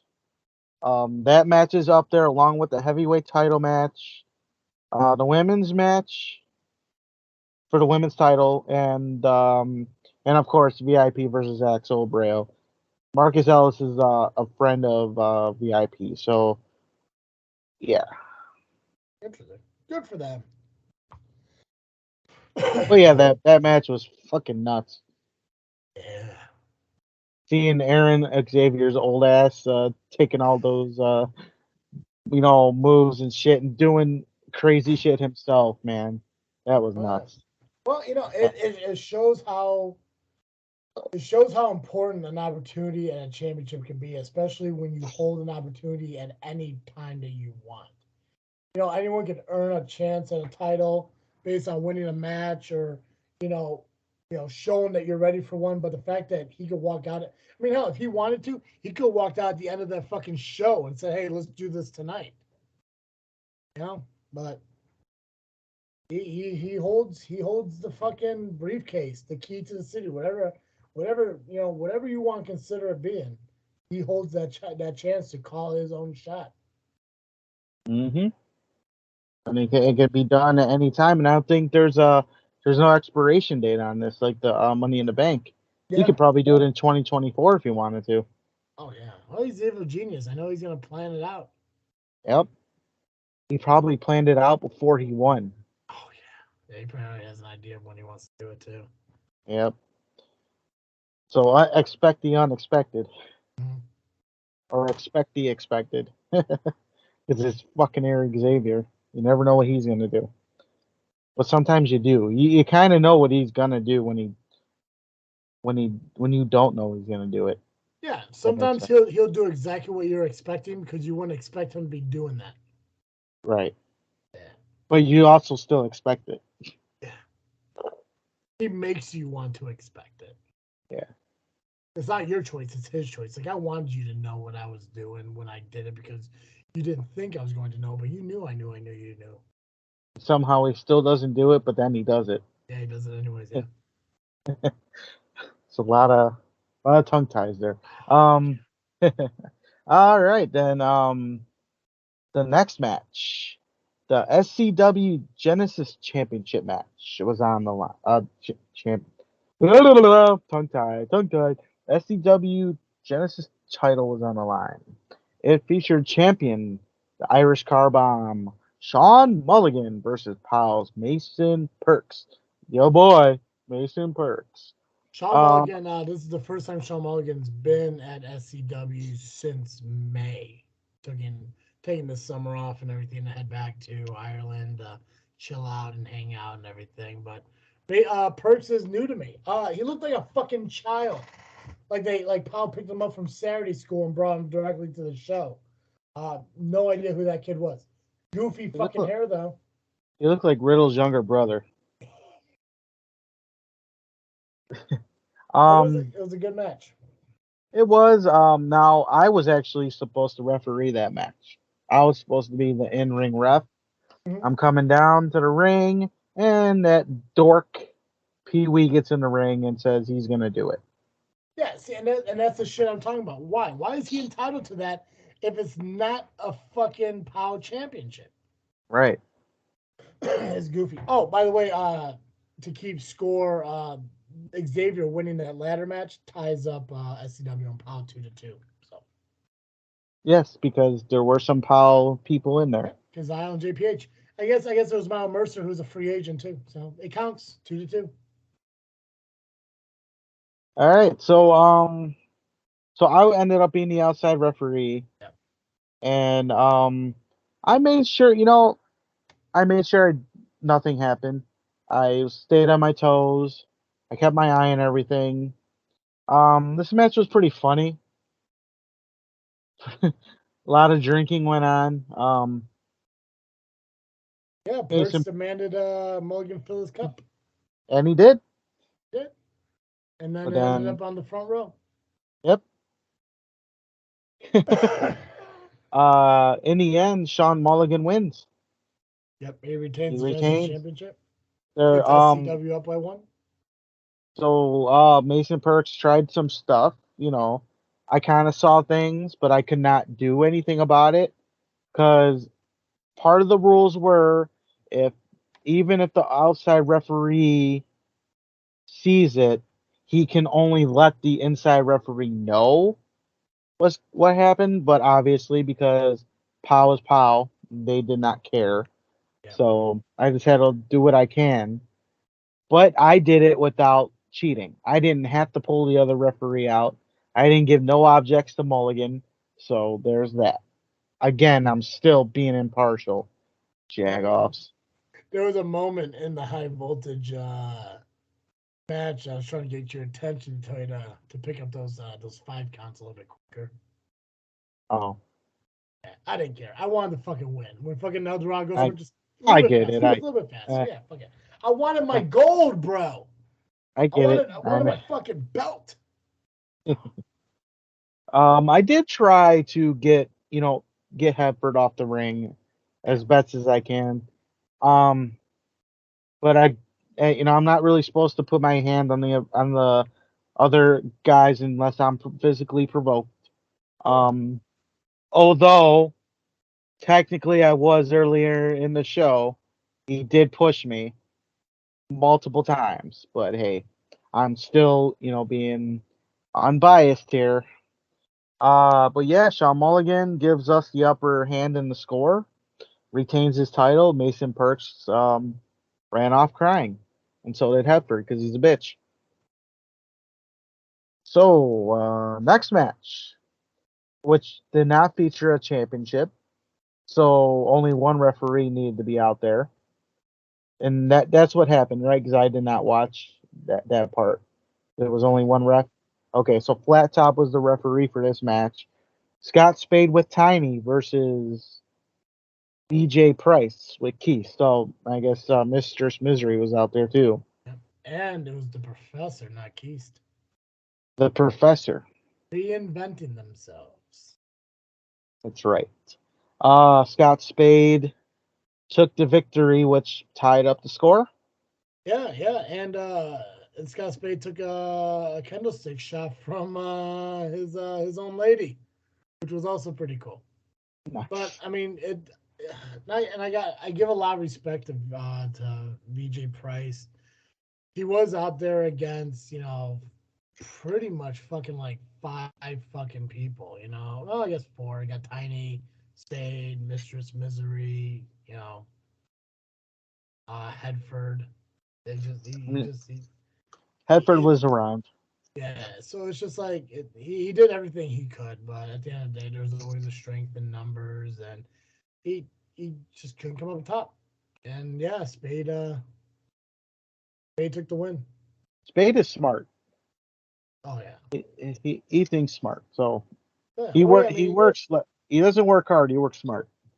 Yeah, and obviously being a current SCW Tag Team Champion, at one point he held that title along with the POW Heavyweight Championship, which is currently around the waist of Holiday, and the SCW Heavyweight Championship, which is now around the waist of Hunter Payne at this time. Right. So.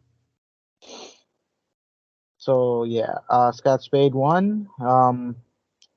That put the score at what was that 3-3 or 4-4 something like that? 3-3 now. Yeah, tied it up. Hunter Mulligan. Yeah. Okay, so the next match. Speaking of Max Holiday, he defended the POW Heavyweight Championship against Tyler Sullivan. Your referee was Brian the Fucker Allen. And see, that was the thing too. Like, it looked like initially it was Flat Top until he came out and kicked Flat Top out of the ring. The Flat Top was on the outside, but he was over by the I don't know, the timekeeper's table, whatever the hell you want to call it. Because I guess the rules of the dual referees outside the ring doesn't apply to the POW Championship. Right.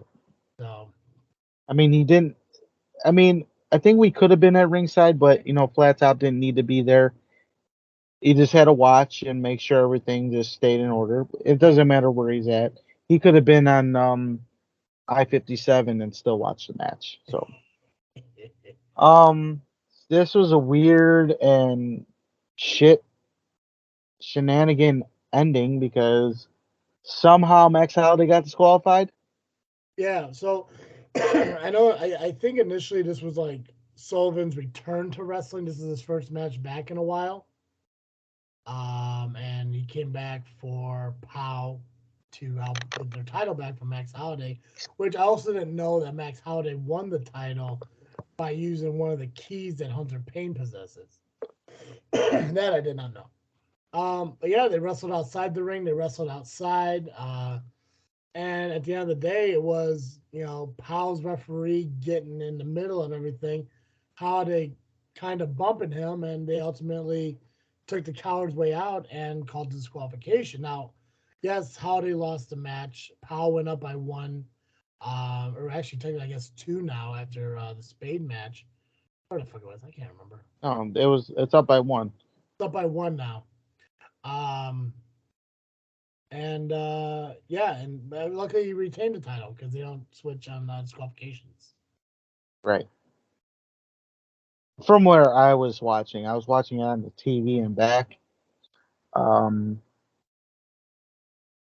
one hit the referee. Nobody hit him. I think from where I was, it looks like they did. Maybe he got a different angle. No, he didn't get touched. So there was a commotion and there was a shove, but the referee sold it like he got shoved so he can disqualify Max Holiday. Oh, he took a fucking fall like LeBron James? Yeah, he flopped. Oh, he flopped. And Flat Top saw it. But again, nothing we can do about it because it's the inside referee's decision, right? Unless a higher up can come out and start their stuff. Yeah, it's making you sick too. I get it. It's choking me up. I'm still upset about the title belt being gone. Yeah, I'll never get over it. You'll put that on the list next to the Podbean incident. So much. Just keep pissing me off, Nubby. So they're up by 1, but I think we tied it up with the Battle Royal because there were POW members in this, and it started with POW in the ring first, and then SCW came out. They surrounded the ring, and when I rang the bell, SCW went in and beat the shit out of POW. Okay, hold on. I'm trying to figure something out here. Because I thought that there was a point where POW is up by 2. Well, let's see. Well, I got the list right here. Yeah. So, let me go. You got pen and paper. Get your pen and paper. All right, go ahead. All right, call it on the fly, brother. Exo Breo won, so that's POW. Odinson wins. Yep. For SCW. Meat Hooks for POW. Yep. We counted the ladder match, so Xavier for SCW. Sean Mulligan for SCW. Yep. Scott Spade for POW. Yep. Tyler Sullivan for POW. Yep. And then Odinson in the Battle Royal. Oh wow, okay. So yeah, I did I miscounted. For some reason I thought I think my commentary on fucking Saturday was way off because I thought there was a point where Paul was up by 2. Okay, cool. Yeah, Battle Royal, man. That was a good one. Yeah, I thought about jumping in. But I'm like, I didn't want to steal the show. But it was pretty cool to see it because I mean, obviously there was an opportunity to. Yes, we got the POW guys back out there for an opportunity. We got the SCW roster out there. A couple of high voltage guys as well had a chance. We saw the return of Sergeant Brooks. Then only one person was left standing tall, and that was Odinson the Berserker. Yep, and he wasn't gonna let POW take that title. No. It was cool that they had a custom-made belt made for the Nick Huffman Battle Royal. And him and Koa, who both have history with Nick Huffman, shared a moment in the ring along with Nick Huffman's sons, who they gave that belt to. So that was pretty cool. So, I guess that leads us to the main event. Yeah. It was the body bag match. Hunter Payne, who was the heavyweight champion, this was also for the heavyweight title, against Jimmy Blaze. The very first singles match between the two. Which Flat is top. insane to think, over several decades of these guys being in the business together and never a one-on-one. Mm-hmm. Flat Top was your official in the ring, which I guess it wouldn't have mattered either way, but he would make the official call.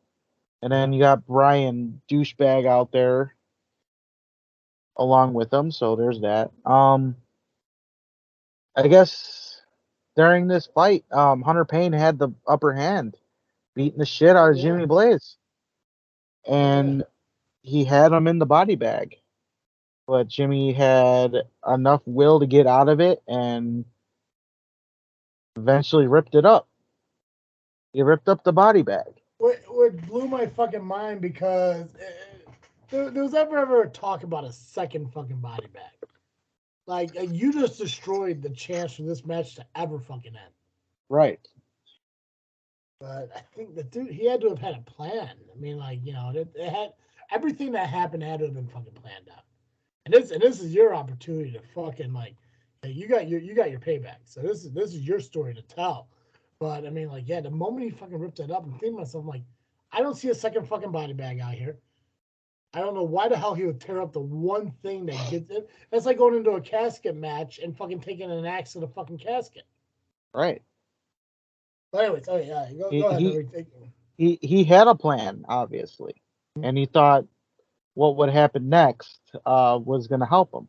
So Jimmy ended up getting, on top of Hunter Payne, beating the hell out of him. So Jimmy thought he could just cover him. He, 1, 2, 3. But Flat Top knew the rules. It's a body bag match. You have to figure it out, right? Yep. He tried to make Flat Top count, but he didn't. So Brian Douchebag Allen got in the ring, and he counted to 3. He shoved Flat Top out of the way and counted to 3. And I don't fault Ring Girl, the ring bell girl, doing what she did. She did ring the bell. She's just doing what the referee told her to. I get it. Do your job. That's fine. Do what you're told. But she was wrong. Oh, yeah. So I had to step in. I was watching, and as soon as I saw that happen and heard the bell, I ran out there as quick as I could, trying not to fall down the stairs because I tend to do that sometimes. I looked at her and I'm like, no, don't no. So I ran in, and as Flat Top was getting in Brian's face, I got in Brian's face as well. And we're like, no, what the fuck are you doing? You can't do that. It's still a body bag match. Just because the item ran away doesn't mean you ran away. It grew legs and ran. Now I got tore up. Doesn't mean anything. They just fight forever until they bury each other at that point. And then the other referee came in, and he's just, adding more fuel to the fire. And at that point, me and Flat Top we just fucking had it with them. And so we just start shoving them, getting in their face, and we told them, get the fuck out of here. And, then we saw everybody coming to the ring, and we're like, all right, we're all getting the fuck out of here, but we made sure they get the fuck out. Mm-hmm. So we argued all the way. We actually went to their locker room because they were downstairs, and they ran lines, Nubby. Enemy lines. You were behind enemy lines. Oh, fuck yeah! I wasn't about to play that game. So I was getting ready to throw down, but they're a little quicker than me and Flat Top, so they shut the door on us. They locked it. Cowards. Exactly, and we weren't about to damage any property. So we're like, you know what? Let them figure it out. Me and Flat Top had it. So we just stayed in the back. Well, we kind of made sure that they didn't come out of that room either. We're like, we're staying out here until this match is over. You stay in there. So in a way they locked themselves, but we made sure that we locked them in we were security. We made sure they stayed in jail, their own personal jail. So after all the shenanigans, POW came out, SCW, they all came out, did their thing. Then, well, I'll let you have this part because this is your favorite part of it. So So Paul came out, SCW came out. I mean, there was no, from the looks of it, there wasn't one person left in that fucking locker room. Hunter Payne finally got back in control over Blaze as he should, but there was no body bag. It was in two fucking pieces. There's no way that he could win that match. And a familiar song hit. Fucking president of SCW started walking down the fucking stairs. No one knew he was there because, well, let's face it, he doesn't really show his face unless he absolutely has to. I get it, whatever.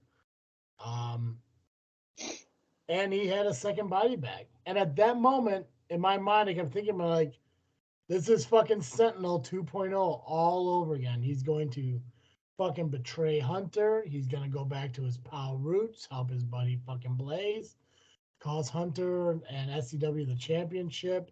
We're just going to have another fucking bad guy sitting behind that fucking desk. And regardless of the fact of how I feel about Terry, there is, like I mentioned earlier, not a lot of people like each other in this fucking business, but there is a lot of respect in it. And I respect Terry for bringing out the extra body bag and letting Hunter and Blaze finish what they started. And that was just basically Blaze was already out. He was busted open from the corner. He knocked the fuck out. Hunter put him in the body bag and retained his championship, beat Blaze. By the recount we did, SCW came on top of Wrestletopia. And yeah, Terry raised the hand of Hunter, raised the hand of SCW and shit. The only problem I have with all of this is I don't see this whole thing being over. I don't think that's the final chapter of this because there's no way you lay out the guy of POW the way you did. Right. And they just fucking, ride off into the sunset like that's the end of it. It doesn't work that way. Huge night for SCW. Huge night for Hunter Payne and everyone there. And it was a huge night for Terry because he showed, at least in that moment, that he's here for SCW, that the roots of POW aren't really still there. I mean, the memories are there, but, it looks, at least for the time being, he chose SCW over POW. And I give all the respect in the world. Now, if he wants me to like him, he's going to have to fucking do better. Right. And that's why, I think having him on this show might help out. It could help. It could hurt. I don't fucking know. I don't know what I say before I say it. So, yeah. Yep. And you're right. I don't think it's over. In fact, it's not because one of the matches announced for POW's main show, which is October 1st, it's Marco Anthony and Hunter Payne against Team Revolution.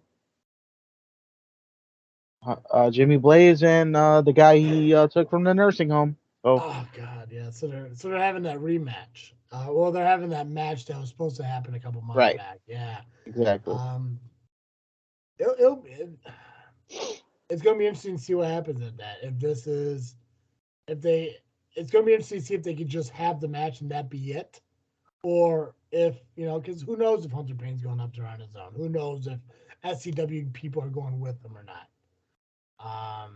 Being Elite Pain, I'm sure they can hold their own against a few people.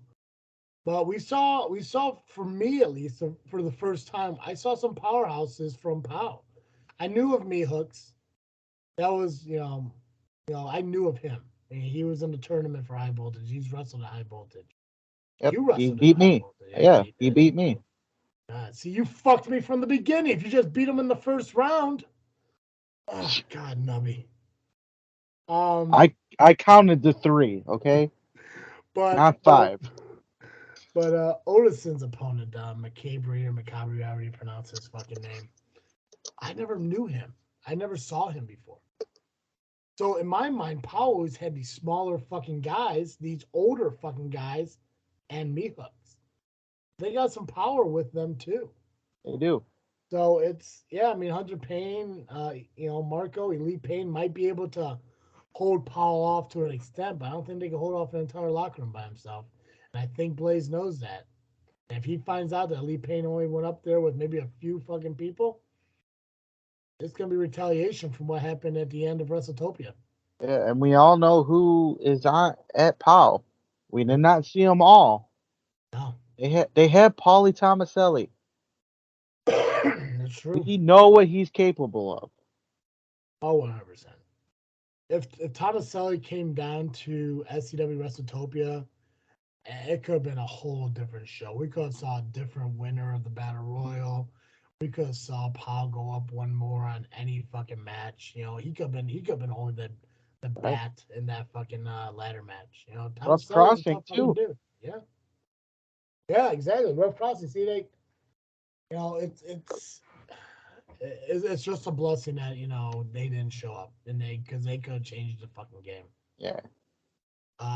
But Wrestletopia is come and gone. Awesome fucking show. Great fucking matches. All the competitors gave 110%, and it got to a point where we're like, you know, we couldn't ask for much more. It was just exciting. Standing room only. Raise some money for a good cause and everything. And now we're on the road to the next show, which is Hallowmania, October 8th at Steam Hall Brewing.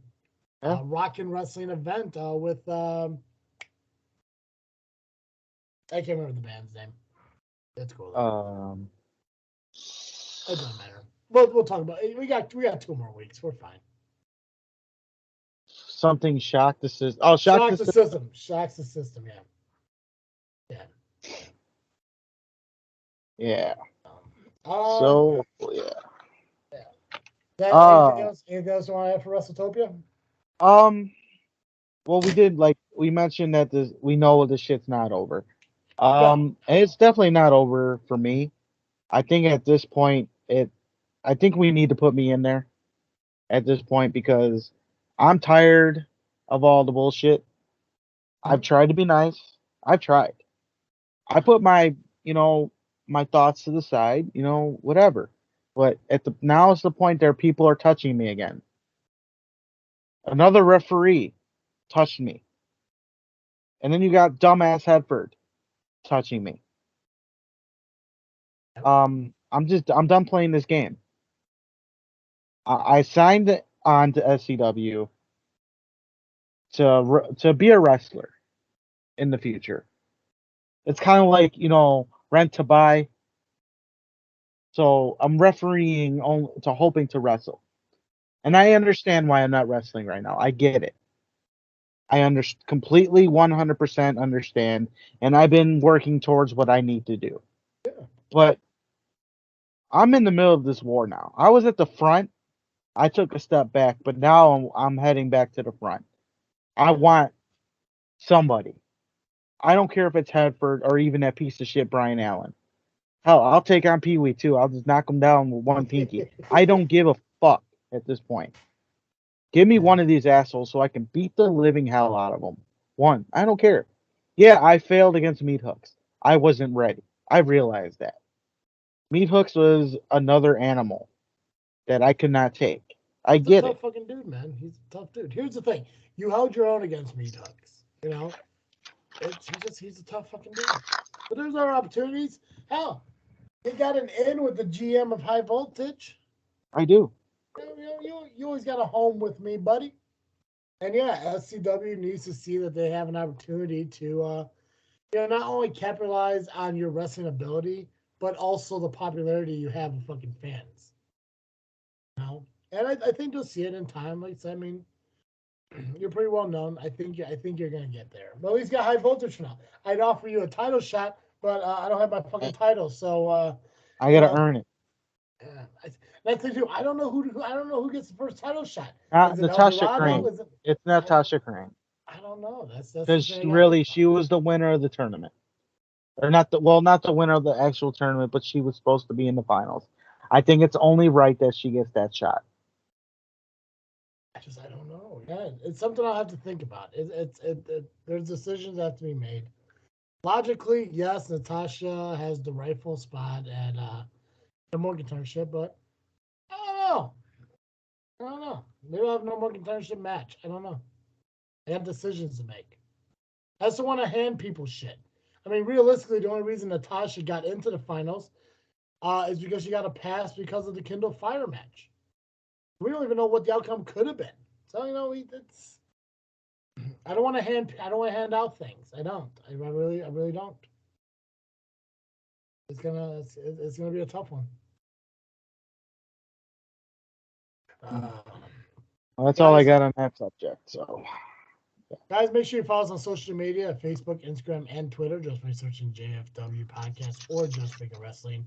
And you can listen to our shows when they are released on iTunes, Google Podcasts, Spotify, and Podbean. If you have a wrestling, if you own a wrestling company, you run a wrestling company, you book a wrestling company, you want it talked about here on our show, make sure you reach out to us on Facebook or at justfigurewrestling@yahoo.com and let us know. We love talking about independent wrestling, and we wouldn't mind talking about any other companies that are out there that maybe we never heard of, maybe we didn't even know were still around because we don't see it that often. But we definitely love to talk about it. So, go ahead and reach out to us and say, hey, listen, I have a company. This is the name of it. We'd love to have it talked about. And we'll do that because that's what we do here. Talk about wrestling.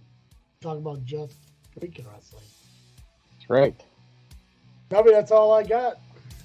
I think we can ring the bell on this episode. Perfect. As always, I am Travesty. I am the Amazing Turtle, Cowabunga. And thank you for listening to another episode of Just Freaking Wrestling, the JFW Podcast.